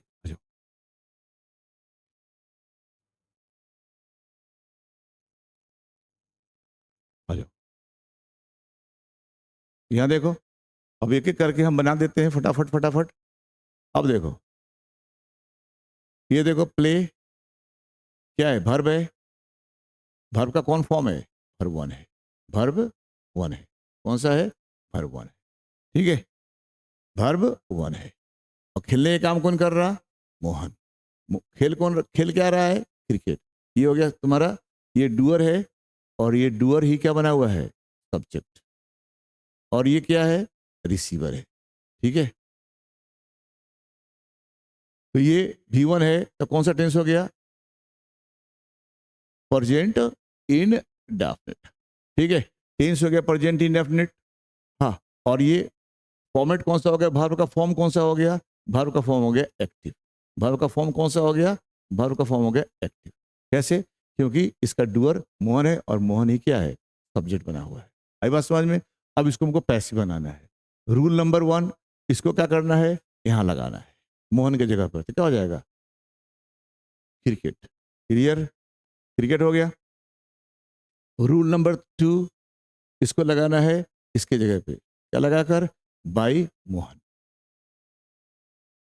बाई मोहन हो गया। ठीक है, अब यहाँ पे लगाना भी थ्री, तो प्ले का क्या हो जाएगा? प्लेड। प्लेड हो गया। अब देखो, कोई हेल्पिंग वर्ब है? नहीं है, तो स्किप कर जाओ। अब हमको वर्ब का फॉर्मेट लगाना पड़ेगा। वर्ब का कौन फॉर्म लगाना पड़ेगा? वन। तो वर्ब का फॉर्म वन क्या हो जाएगा? बी का is. Cricket is played by Mohan. ये वॉइस बनकर तैयार हो गया। अब इसके लिए कोई रूल रट्टा मारने की जरूरत पड़ी क्या? नहीं ना।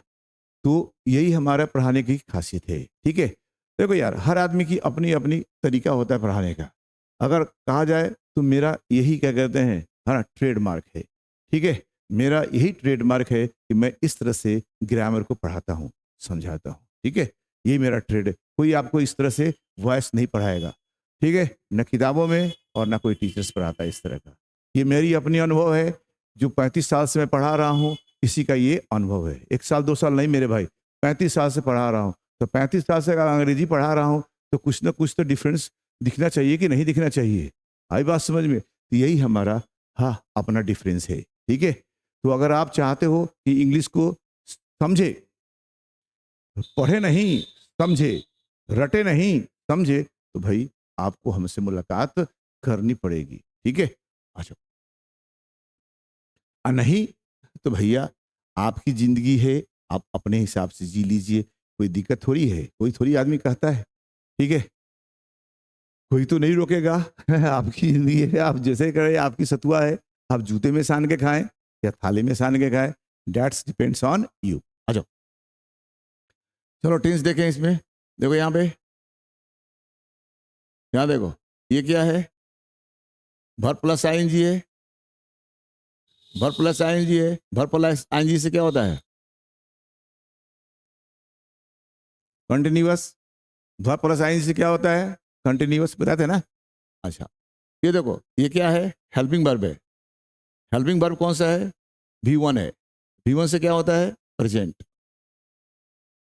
वी वन से क्या होता है? प्रेजेंट। तो प्रेजेंट कंटिन्यूअस। टेंस कौन सा हो गया? Present continuous. वर्ब में आईएनजी लगी है तो कंटिन्यूअस। और हेल्पिंग वर्ब क्या है?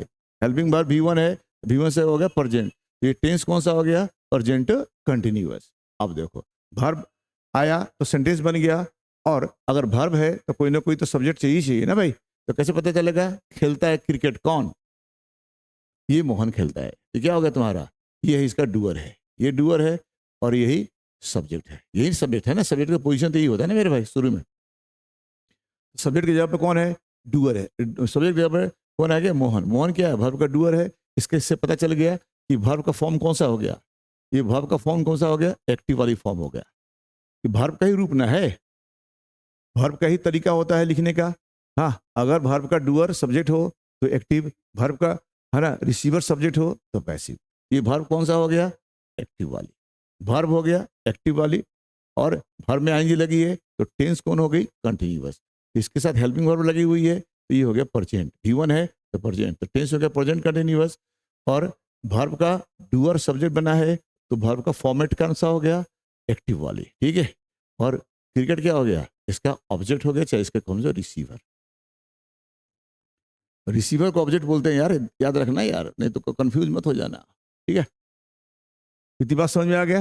हम लोगों ने पूरा सेंटेंस को ब्रेक कर लिया। ब्रेक करने से क्या पता चला कि सेंटेंस किस टेंस में है, प्रेजेंट कंटिन्यूअस में है, और वर्ब का फॉर्मेट कौन सा है, एक्टिव है। तो क्या करना पड़ेगा हमको, पैसिव करना पड़ेगा।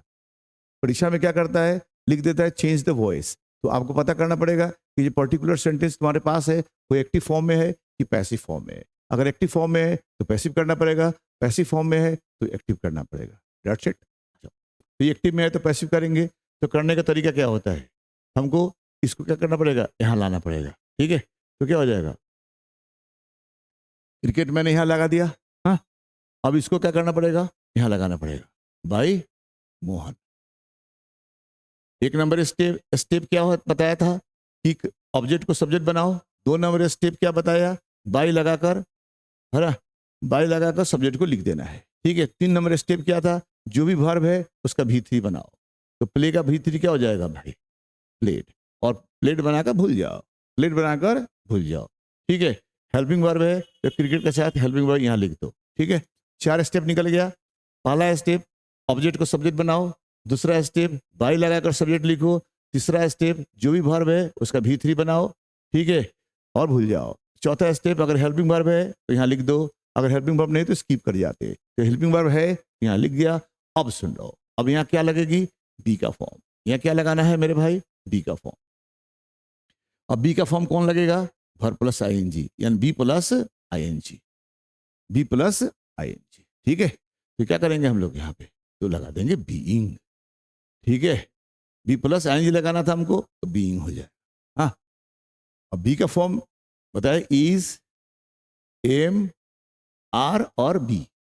तो इसमें तो आईएनजी नहीं लगेगा ना मेरे भाई, इजिंग, एमेइंग, आरइंग ऐसा तो नहीं होता ना, बी में लगता है तो बीइंग। तो भर में आईएनजी था तो मैं बी में आईएनजी लगा दिया, बीइंग बन गया। तो cricket is being played by Mohan, ऐसी बन के तैयार हो गया। रटने का कोई जरूरत नहीं पड़ा, अपने आप तैयार है। बस आप देखो, बस 5 स्टेप आपको दिखा रहे हैं, देखते चलो, कोई भी टेंस आएगा आपको आसानी से बन जाएगा। ठीक है, नेक्स्ट आ जाओ, यहाँ देखो, यहाँ देखो, वर्ब कौन सा है, ये है, ये वर्ब है, ये वर्ब 3 है। वर्ब 3 से कौन सा टेंस बनता है यार, परफेक्ट।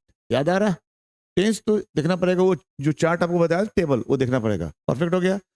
अब V3 का शर्त होता है कि इसके साथ कोई ना कोई हेल्पिंग वर्ब होगा, हैज हैव में से कोई ना, हैज हैव हैड कोई ना कोई चाहिए। तो ये हेल्पिंग वर्ब है। अभी हेल्पिंग वर्ब का रूप कौन सा है, वन है। वन से क्या हो गया, ये प्रेजेंट। तो क्या हो गया, ये टेंस कौन सा हो गया, प्रेजेंट परफेक्ट। कौन सा हो गया, प्रेजेंट परफेक्ट। तो इस सेंटेंस का टेंस हो गया कौन सा, प्रेजेंट परफेक्ट। और टेंस निकाल लिया आपने। चलो अब देखो, खेलने के काम कौन कर रहा, मोहन। तो ये इसका हो गया डूअर, ये इसका हो गया डूअर। खेल खेल खेल खेल चुका है क्या, क्रिकेट। ये हो गया इसका रिसीवर। ठीक है, तो मोहन हो गया डूअर, क्रिकेट हो गया रिसीवर। हाँ, इसकी हिंदी हो गई, मोहन खेल चुका है क्रिकेट, मोहन खेल चुका है क्रिकेट। ठीक है, अब देखो सब्जेक्ट कौन है, सब्जेक्ट यही है। ठीक है, अब डूअर ही सब्जेक्ट है, इसका मतलब वॉइस कौन सा हो गया, वॉइस हो गया ये एक्टिव वाली। तो वॉइस एक्टिव हो गया तो क्या करना पड़ेगा आपको, इसको पैसिव बनाना पड़ेगा। आओ, तो पैसिव बनाने के वही फंडा, रूल नंबर 1, यानी ऑब्जेक्ट को सब्जेक्ट बनाओ। ठीक है, क्रिकेट क्या बना दिया, क्रिकेट। फिर इसको लिखो by, by plus Mohan, by plus Mohan. Rule step number 3, जो भी वर्ब है उसका V3 लिख दो। तो ऑलरेडी V3 में है तो V3 लिख के छोड़ दो। ठीक है, रूल नंबर 4, अगर कोई हेल्पिंग वर्ब है तो हेल्पिंग वर्ब यहीं लिखेंगे। यहाँ पे क्रिकेट के साथ क्या लिख देंगे, हैज। क्रिकेट की जगह पे दूसरा कोई प्लूरल होता तो वहाँ पे हैव लग सकता था, बस इसके हिसाब से लगाया जाता है। हेल्पिंग वर्ब इसके हिसाब से लगेगी। ठीक है, तो ये सिंगुलर था, यहाँ हैज लग गया। मोहन भी सिंगुलर था तो हैज लग गया। ठीक है, तो ये स्टेप 1 हो गया, ये स्टेप 2 हो गया, ये स्टेप 3 हो गया, और स्टेप ये 4 हो गया। ठीक है, अब स्टेप नंबर 5, स्टेप 5। ठीक है, क्या करना है हमको, स्टेप 5 क्या करना है, बी का फॉर्म लिखना है। कौन सा फॉर्म लिखना है, बी का। बी का कौन सा फॉर्म होगा, जो एक्टिव के वर्ब का फॉर्म होगा। एक्टिव के वर्ब का फॉर्म क्या है, V3, तो बी का भी V3 लगाएंगे। V3 क्या होता है, इसका होता है बीन। यहाँ क्या लग जाएगा, बीन। तो cricket has been played by Mohan. Mohan cricket खेल चुका है और क्रिकेट मोहन के द्वारा खेला जा चुका है। बात बराबर हो गई। तो ये एक्टिव था, ये पैसिव बन के तैयार हो गया। क्या आपको कोई रूल रट्टा मारना पड़ा, नहीं, बस आपको स्टेप देखना है, बस 5 स्टेप देखना है, अपने आप वॉइस बन के तैयार हो जाता है। ठीक है, उफ, आया बात समझ में। चलो नेक्स्ट।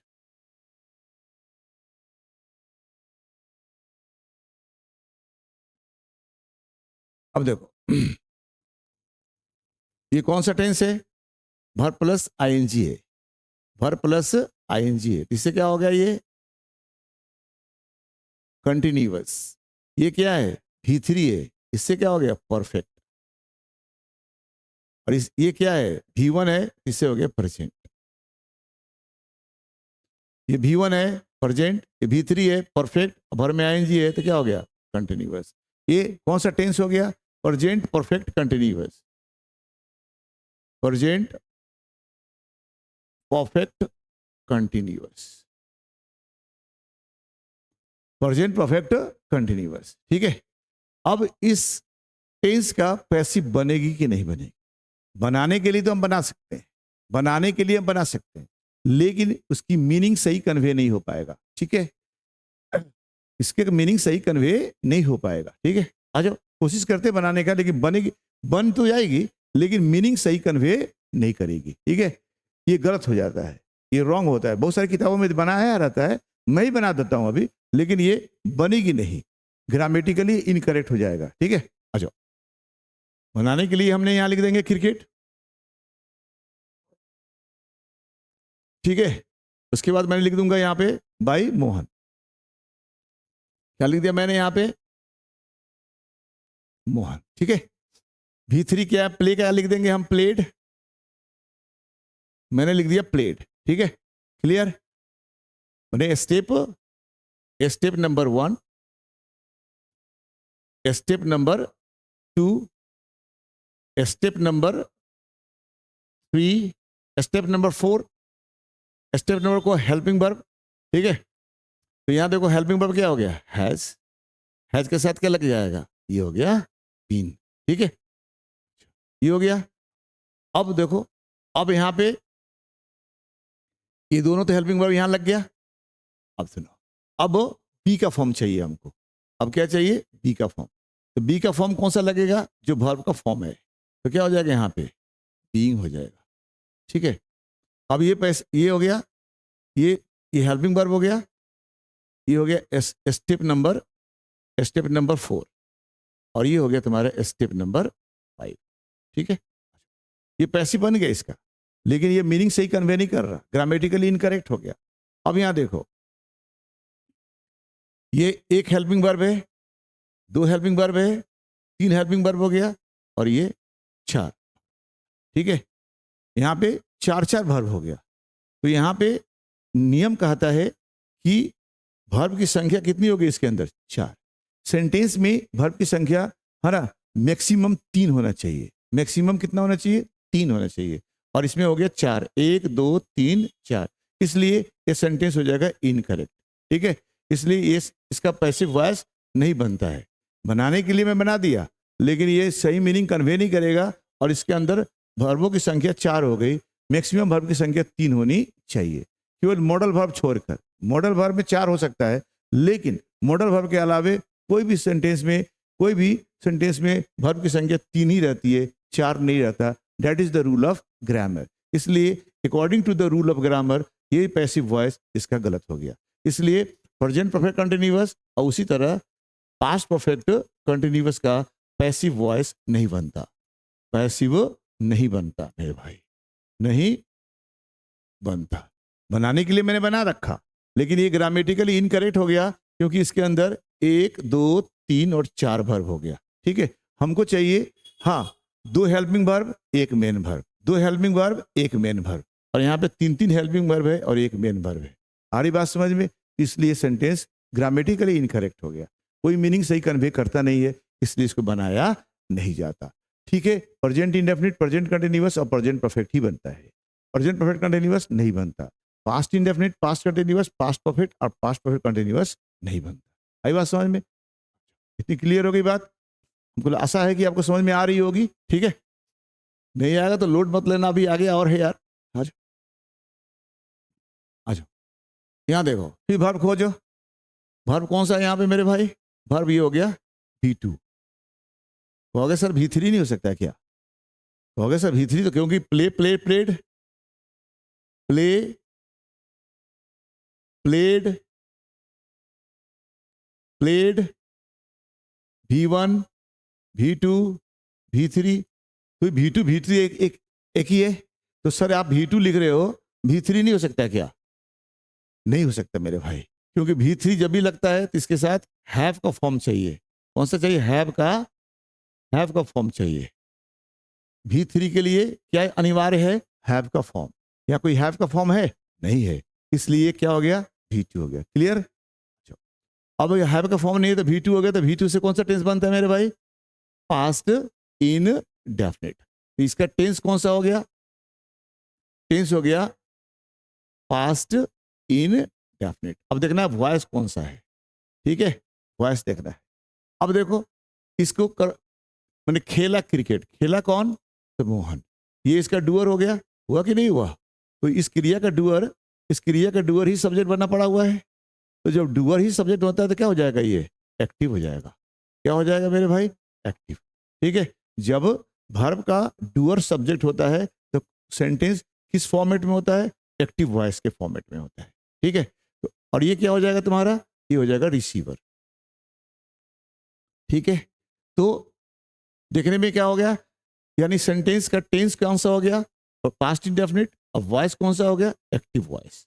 कौन सा हो गया? Active voice. जब एक्टिव वॉइस निकल गया तो इसको क्या बनाएंगे हम? पैसिव वॉइस में कन्वर्ट करेंगे। तो पैसिव वॉइस में कन्वर्ट करने का तरीका क्या है मेरे भाई? पैसिव वॉइस में कन्वर्ट करने का तरीका कौन सा है? हाँ, पैसिव वॉइस में कन्वर्ट करने का तरीका है मेरे भाई एक ही। ठीक है,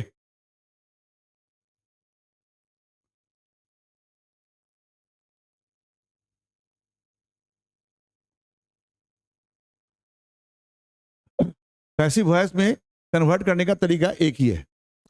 यस, ये आपको यहां ले आना है। क्या हो जाएगा यहाँ पे? क्रिकेट। ठीक है, 2 नंबर में by plus Mohan, by plus Mohan. ठीक है, 3 नंबर में जो वर्ब है उसी का V3 करना पड़ेगा हम। तो प्लेट का V3 प्लेडी, प्ले और प्लेट एक ही होता है। ठीक है, अच्छा, उसके बाद हेल्पिंग वर्ब यहाँ नहीं है, यहाँ पे हेल्पिंग वर्ब नहीं लगेगा। अब यहाँ पे क्या चाहिए? बी का फॉर्म चाहिए। बी का कौन सा फॉर्म लगेगी?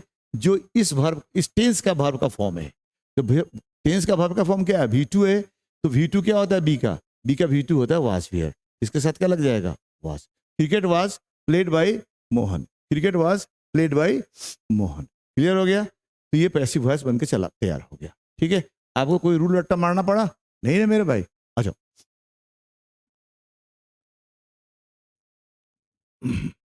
आज देख लो झटझट। फिर देखो टेंस पकड़ो, ये देखो वर्ब प्लस आईएनजी है। वर्ब प्लस आईएनजी से क्या आंसर बनता है? कंटिन्यूअस। कौन सा? कंटिन्यूअस। और ये क्या है? Helping verb. हेल्पिंग वर्ब क्या है? टू, इससे बनेगा पास्ट। ये कौन सा टेंस हो गया?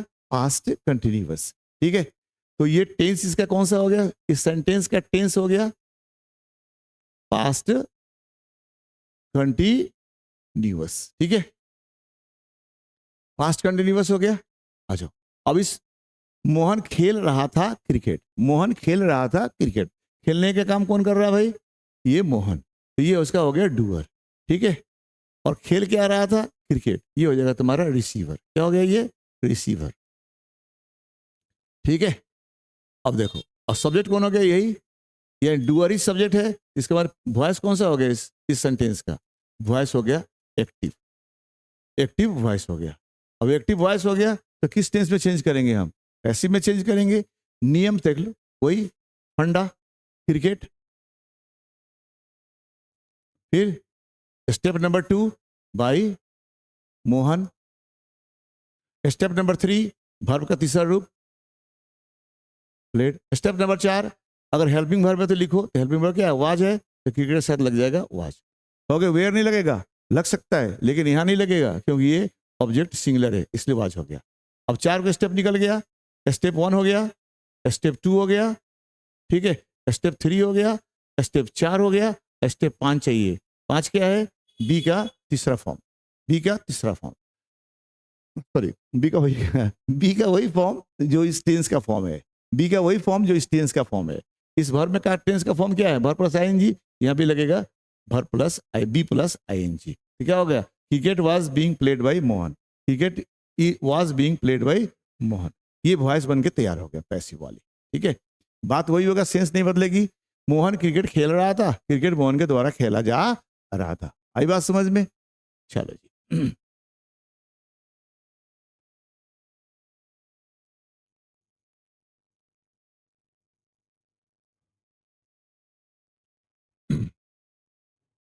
यहां देखो, वर्ब कौन सा है? ये है V3 और ये हो गया हेल्पिंग वर्ब। ये क्या हो गया? हेल्पिंग वर्ब हो गया। हेल्पिंग वर्ब 2, तो V3 से हो गया पास्ट, इससे हो गया, सॉरी V3 से हो गया परफेक्ट, V3 से हो गया परफेक्ट, और V2 से हो गया पास्ट। ये क्या से हो गया? Past perfect. टेंस हो गया पास्ट परफेक्ट। ये मोहन हैड प्लेड, खेल चुका था cricket before his father came, उसके पिताजी के आने से पहले वो क्रिकेट खेल चुका था। मोहन क्रिकेट खेल चुका था उसके पिताजी के आने से पहले, ठीक है। अब खेलने का काम कौन कर रहा? मोहन।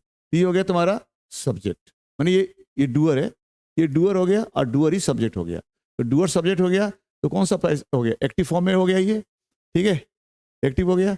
खेल चुका था क्या? क्रिकेट। ये हो गया तुम्हारा रिसीवर, और ये क्या हो गया? प्रीपोजिशन, ठीक है। ये क्या हो गया? प्रीपोजिशन। दिखाई दे रहा? साफ से लिख दे। ये हो गया प्रीपोजिशन, ठीक है, प्रीपोजिशन हो गया। और ये क्या हो गया? सॉरी, ये प्रीपोजिशन देखने में तो प्रीपोजिशन है मेरे भाई, ठीक है प्रीपोजिशन, लेकिन यहां पे ये कंजंक्शन एक काम कर रहा। क्या काम कर रहा है? कंजंक्शन का। कहोगे सर कैसे? क्योंकि मेरे भाई ये दो क्लॉज इसके अंदर आ गया। हाँ, ये हो गया, ये हो गया तुम्हारा सब्जेक्ट, और ये क्या हो गया? V2, और ये क्या हो गया? इसको क्वालिफाई करने वाला एडजेक्टिव, ठीक है। कौन वाली? तो पॉजेसिव एडजेक्टिव, ठीक है। अब देखो, ये वर्ब, ये सब्जेक्ट, ये हो गया एक क्लॉज हो गया ये, और यहां से लेकर यहां तक एक क्लॉज हो गया, ठीक है। दो क्लॉज हो गया, और दो क्लॉज को जोड़ने के लिए एक कंजंक्शन की जरूरत पड़ती है। तो यहाँ पे ये प्रीपोजिशन है, लेकिन काम क्या कर रहा है? दो क्लॉज का जोड़ने का। तो ये बन गया कंजंक्शन। यही अंग्रेजी की खासियत है, ये अंग्रेजी की चाम है। ये है प्रीपोजिशन, लेकिन यह काम क्या कर रहा है? कंजंक्शन बनने का। तो प्रीपोजिशन भी कंजंक्शन बन सकता है, ठीक है। जब वो किसी नाउन या प्रोनाउन के पहले होगा तो वो प्रीपोजिशन हो जाएगा, और जब दो क्लॉज को जोड़ेगा तो वो कंजंक्शन हो जाएगा मेरे भाई। आई बात समझ में? तो सर क्लॉज क्या होता है? क्लॉज क्या होता है? सब्जेक्ट प्लस वर्ब के पेयर को क्लॉज कहते हैं, ठीक है। यहां से लेकर यहां तक सेंटेंस कितने हैं? यहां से लेकर यहां तक सेंटेंस एक है, क्योंकि फुल स्टॉप एक है। जितना फुल स्टॉप उतना सेंटेंस। लेकिन सब्जेक्ट और वर्ब का पेयर कितना है? सब्जेक्ट वर्ब और सब्जेक्ट वर्ब, पेयर दो हो गया, तो ये हो गया दो क्लॉज हो गया, ठीक है। जब एक ही सब्जेक्ट और वर्ब हो तो सेंटेंस कहो या क्लॉज कहो, बात बराबर ही हो गया। लेकिन जब एक साथ दो हो, उसे हम क्लॉज कहेंगे, सेंटेंस नहीं कहेंगे।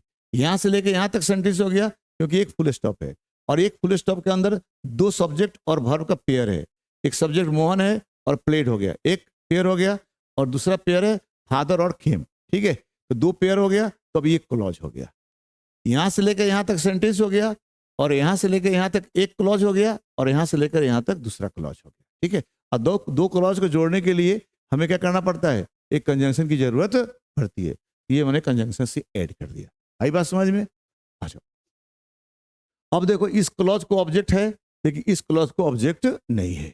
तो जिसका ऑब्जेक्ट नहीं है उसका पैसिव नहीं बनेगा। क्यों? क्योंकि पैसिव जाते क्यों है? क्योंकि ऑब्जेक्ट पर ही स्ट्रेस डालना है, इसमें तो ऑब्जेक्ट है नहीं, तो फिर उसका पैसिव वॉइस नहीं बनेगा। तो जिसमें ऑब्जेक्ट होगा उसमें बनेगा। अगर यहाँ पे दो दो क्लॉज होता, दोनों को अलग अलग ऑब्जेक्ट होता, तो दोनों का पैसिव वॉइस बन जाता। ठीक है, अच्छा इसमें बनेगा एक का, बाकी ऐसे ही उतर जाएगा ये।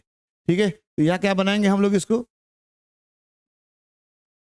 Cricket cricket had been played, cricket had been played by Mohan.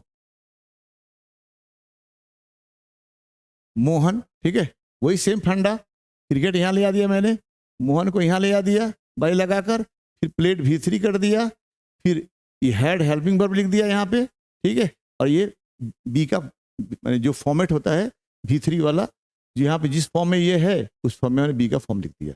ये पैसिव फॉर्म बन गया। और बाकी यहाँ पे ऑब्जेक्ट है नहीं, ये उतर के आएगा सीधा सीधा, बिफोर हिज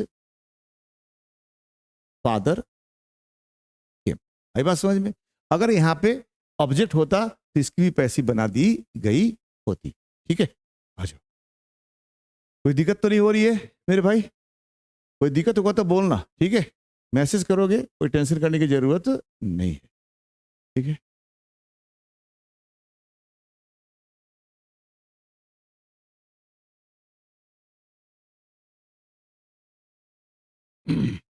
फिर वही फंडा, पास्ट परफेक्ट कंटिन्यूअस। हाँ, इसकी वॉइस नहीं बनेगी, बता चुके हैं ना, पास्ट परफेक्ट कंटिन्यूअस है, भर प्लस आईएनजी, भर plus ING, continuous, been V3 perfect, और ये V2 past, past perfect continuous. ठीक है, और ये इसका डूअर, और क्रिकेट इस वर्ब का रिसीवर। लेकिन ये परफेक्ट कंटिन्यूअस है, इसका पैसिव वॉइस नहीं बनेगा, क्योंकि इसमें चार चार वर्ब आ जाएंगे। ठीक है, इसलिए इसका हम लोग वॉइस नहीं बनाएंगे। आई बात समझ में? बनाना हम बता ही चुके हैं। हाँ, बनाने का बन जाएगा, लेकिन इसका मीनिंग कन्वे सही नहीं कर पाएगा, इसलिए हम लोग इसको पैसिव वॉइस में चेंज नहीं करेंगे, यानी इसका पैसिव नहीं बनता। क्यों नहीं बनता? पैसिव नहीं बनता क्यों? क्योंकि इसमें चार चार वर्ब एक साथ यूज होता है, और ग्रामर कहता है कि एक सेंटेंस में मिनिमम मैक्सिमम 3 वर्ब होना चाहिए, 4 वर्ब नहीं होना चाहिए। आई बात समझ में? चलो,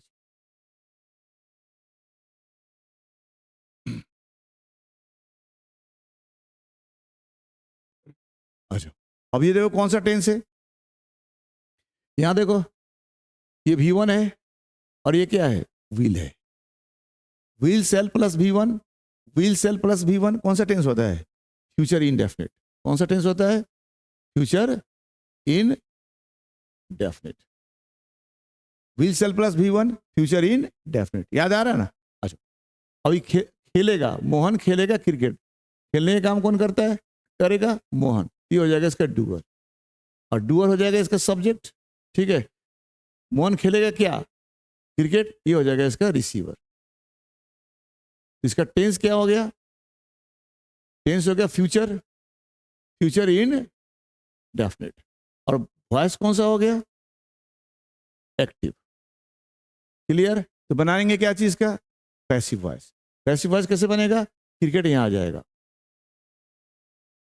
क्रिकेट, फिर ये बाई मोहन यहां आ जाएगा, भाई मोहन हो गया। ठीक है, आ गया।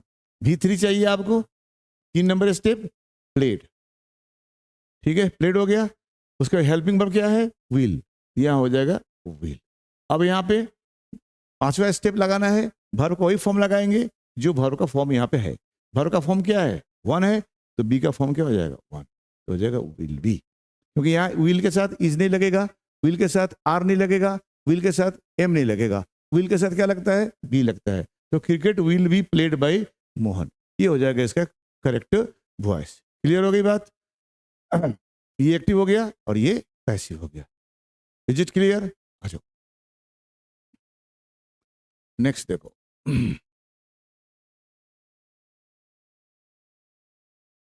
अब यहां देखो, अगर यहां बनाओगे अब इसको देखो कौन सा है, ये देखो वर्ब प्लस आईएनजी है, वर्ब प्लस आईएनजी से क्या हो गया, कंटिन्यूअस।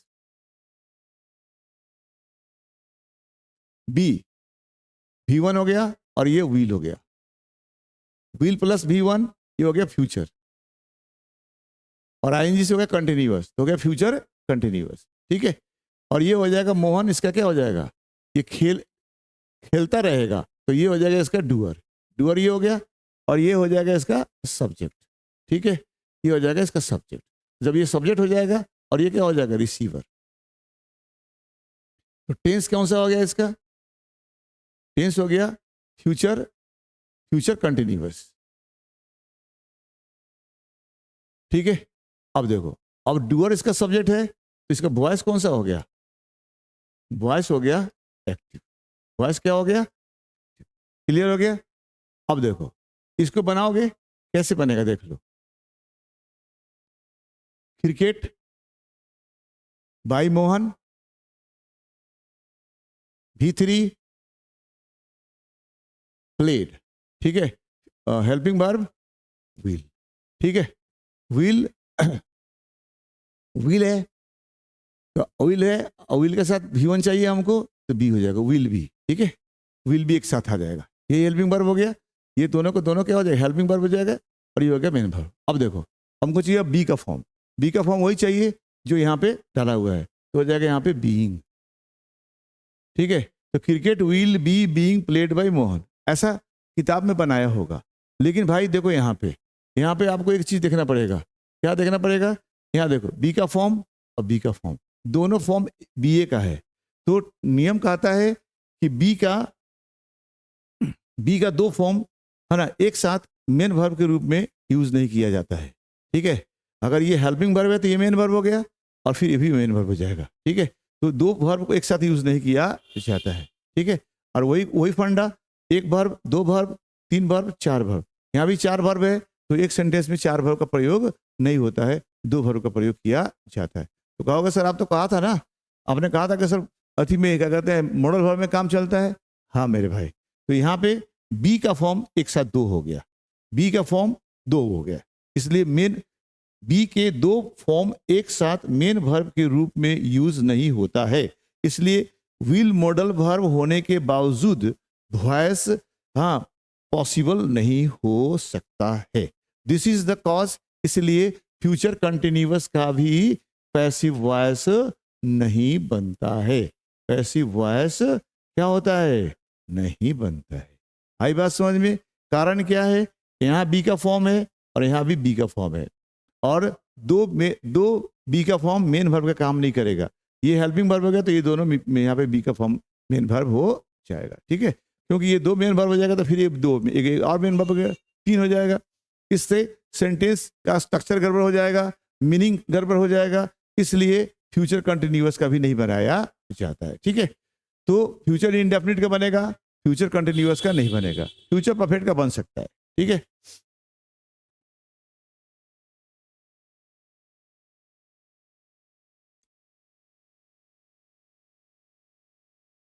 फिर देखो यहाँ देख लो एक बार, सेंटेंस कितने हैं, एक, क्योंकि इसमें फुल स्टॉप कितने हैं, एक, तो सेंटेंस हो गया एक। लेकिन देखो इसमें वर्ब की संख्या कितना है, ये देखो V3 है, ये V1 plus wheel plus V1 है, इससे हो गया फ्यूचर, और ये V3 से हो गया परफेक्ट, यानी ये सेंटेंस, इस सेंटेंस का टेंस क्या हो गया, फ्यूचर परफेक्ट। मोहन क्या हो गया, इसका डूअर, ये हो गया तुम्हारा डूअर, और ये काम क्या कर रहा है, सब्जेक्ट का, ठीक है। क्रिकेट क्या आ गया, रिसीवर। अब देखो अब यहां देखो ये भी वर्ब है, ये V1 है, और ये देखो इसका सब्जेक्ट हो गया, V1 से हो गया प्रेजेंट इंडेफिनिट, प्रेजेंट इंडेफिनिट, ये हो गया सब्जेक्ट। अब देखो सब्जेक्ट प्लस वर्ब और सब्जेक्ट प्लस वर्ब, यानी दो क्लॉज, दो पेयर हो गया, तो क्लॉज एक, और ये हो गया क्लॉज नंबर 2। जब दो क्लॉज हो गया, तो दो क्लॉज को जोड़ने के लिए एक कंजंक्शन की जरूरत पड़ेगी, बिफोर क्या हो गया, कंजंक्शन, कंजंक्शन, जबकि ये औरों के प्रीपोजिशन में होता है बिफोर, आफ्टर, ये सब ऑन, अपॉन, ये सब क्या होता है, कंजंक्शन। सॉरी प्रीपोजिशन, लेकिन यहाँ प्रीपोजिशन काम नहीं करता, क्योंकि प्रीपोजिशन क्या होता है, जो नाउन और प्रोनाउन के पहले आता है और वो संबंध बतलाता है, या नाउन और प्रोनाउन के पहले आ रहा है कि सेंटेंस के पहले आ रहा है। हाँ, तो ये एक सेंटेंस के पहले आ रहा है। अब एक फुल स्टॉप में 2 सेंटेंस है, तो 2 सेंटेंस नहीं कहा कि उसको हम लोग क्लॉज कहते हैं। ठीक है, क्लॉज की उत्पत्ति कब होती है, जब एक सेंटेंस में 2 सेंटेंस हो जाए तो क्लॉज बन जाता है। ठीक है, अच्छा अब देखो, इस वर्ब का ऑब्जेक्ट नहीं है, लेकिन इस वर्ब का ऑब्जेक्ट है, तो जिस वर्ब का ऑब्जेक्ट है उसी का पैसिव बनेगा, और जिस वर्ब का ऑब्जेक्ट नहीं है उसका पैसिव नहीं बनेगा, वो हूबहू उतर के आ जाएगा यहाँ पे, जैसा है वैसा। अब इसको बनाने के लिए क्या करेंगे हम, फिर देखो क्रिकेट लगाएंगे, क्रिकेट हो गया, फिर देखो फिर लगेगा बाई मोहन, V3 स्टेप वही है मेरा, V3 helping verb will have. अब देखो यहाँ चाहिए बी का फॉर्म, यहाँ क्या चाहिए, बी का फॉर्म। बी का फॉर्म कौन सा लगेगा, जो यहाँ पे वर्ब का फॉर्म है, तो बी का फॉर्म वर्ब का लगाओगे तो क्या हो जाएगा, यहाँ पे बीन हो जाएगा। तो cricket will have been played by Mohan, ये बन गया। और देखो ये उतर जाएगा जैसे है वैसे ही, बिफोर यू कम। ठीक है, तो ये हो गया इसका कंप्लीट, यानी इस सेंटेंस का टेंस कौन सा है, फ्यूचर परफेक्ट, और ये एक्टिव था तो मैंने बना दिया पैसिव। अर्थ वही रहा, मोहन क्रिकेट खेल चुकेगा तुम्हारे आने से पहले, क्रिकेट खेला जा चुकेगा मोहन के द्वारा तुम्हारे आने से पहले। तो ये रहा आपका ये फ्यूचर परफेक्ट का वॉइस। फ्यूचर बन सकता है, फ्यूचर परफेक्ट का बन सकता है, तो फ्यूचर इंडेफिनिट का बन सकता है, लेकिन फ्यूचर परफेक्ट कंटिन्यूअस का नहीं बनेगा और फ्यूचर कंटिन्यूअस का नहीं बनेगा। तो नहीं बनने में हमारे पास 4 टेंस हो गया, कौन कौन, प्रेजेंट परफेक्ट कंटिन्यूअस नहीं बनेगा, पास्ट परफेक्ट कंटिन्यूअस नहीं बनेगा, फ्यूचर कंटिन्यूअस नहीं बनेगा, और फ्यूचर परफेक्ट कंटिन्यूअस नहीं बनेगा। आई बात समझ में, बाकी सबका बन जाएगा। ठीक है,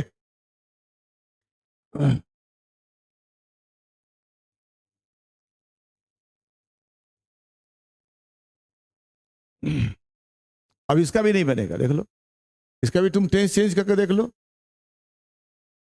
वर्ब प्लस आईएनजी है, ये हो गया कंटिन्यूअस। ये देखो V3 है तो हो जाएगा परफेक्ट, और ये क्या है, विल प्लस V1 है, ये हो जाएगा फ्यूचर। तो फ्यूचर परफेक्ट कंटिन्यूअस इसका भी नहीं बनेगा, क्योंकि जब यूज करोगे तो इसमें मैंने बी का फॉर्म दूगो हो जाएगा इसके अंदर भी। ठीक है, अगर बना कर देखो तो इससे बनेगा, देखो cricket will have been being played by Mohan. ठीक है, अब देखो यहाँ बी का फॉर्म है, यहाँ बी का फॉर्म है, दोनों फॉर्म एक साथ नहीं यूज होता है। ठीक है, इसलिए इसका पैसिव वॉइस नहीं बनेगा। ठीक है, इसलिए इसका भी पैसिव वॉइस नहीं बनता है। क्लियर? ठीक है, बनाने के लिए मैं बना दिया, लेकिन इसका मीनिंग सही कन्वे नहीं करेगा, क्योंकि यहाँ पे दो का बी का फॉर्म एक साथ टेंस में यूज नहीं किया जाता, इसलिए इसका पैसिव फॉर्म नहीं बनेगा। क्लियर हो गया? चलो, तो हम लोगों ने क्या कर दिया, पूरा का पूरा टेंस को देख लिया। ठीक है, टेंस की वॉइस हम लोगों ने पूरी कंप्लीट कर दी। अब हम लोग है ना सेंटेंस की वॉइस करेंगे। ठीक है, सेंटेंस की वॉइस करेंगे तो वो दूसरे क्लास में करेंगे, इंटरोगेटिव का और इंपेरेटिव का। ठीक है, तो आज हम नहीं रखते हैं आपके लिए। ठीक है, फिर कल हम लोग क्लास करा के फिर आगे कर लेंगे। ठीक।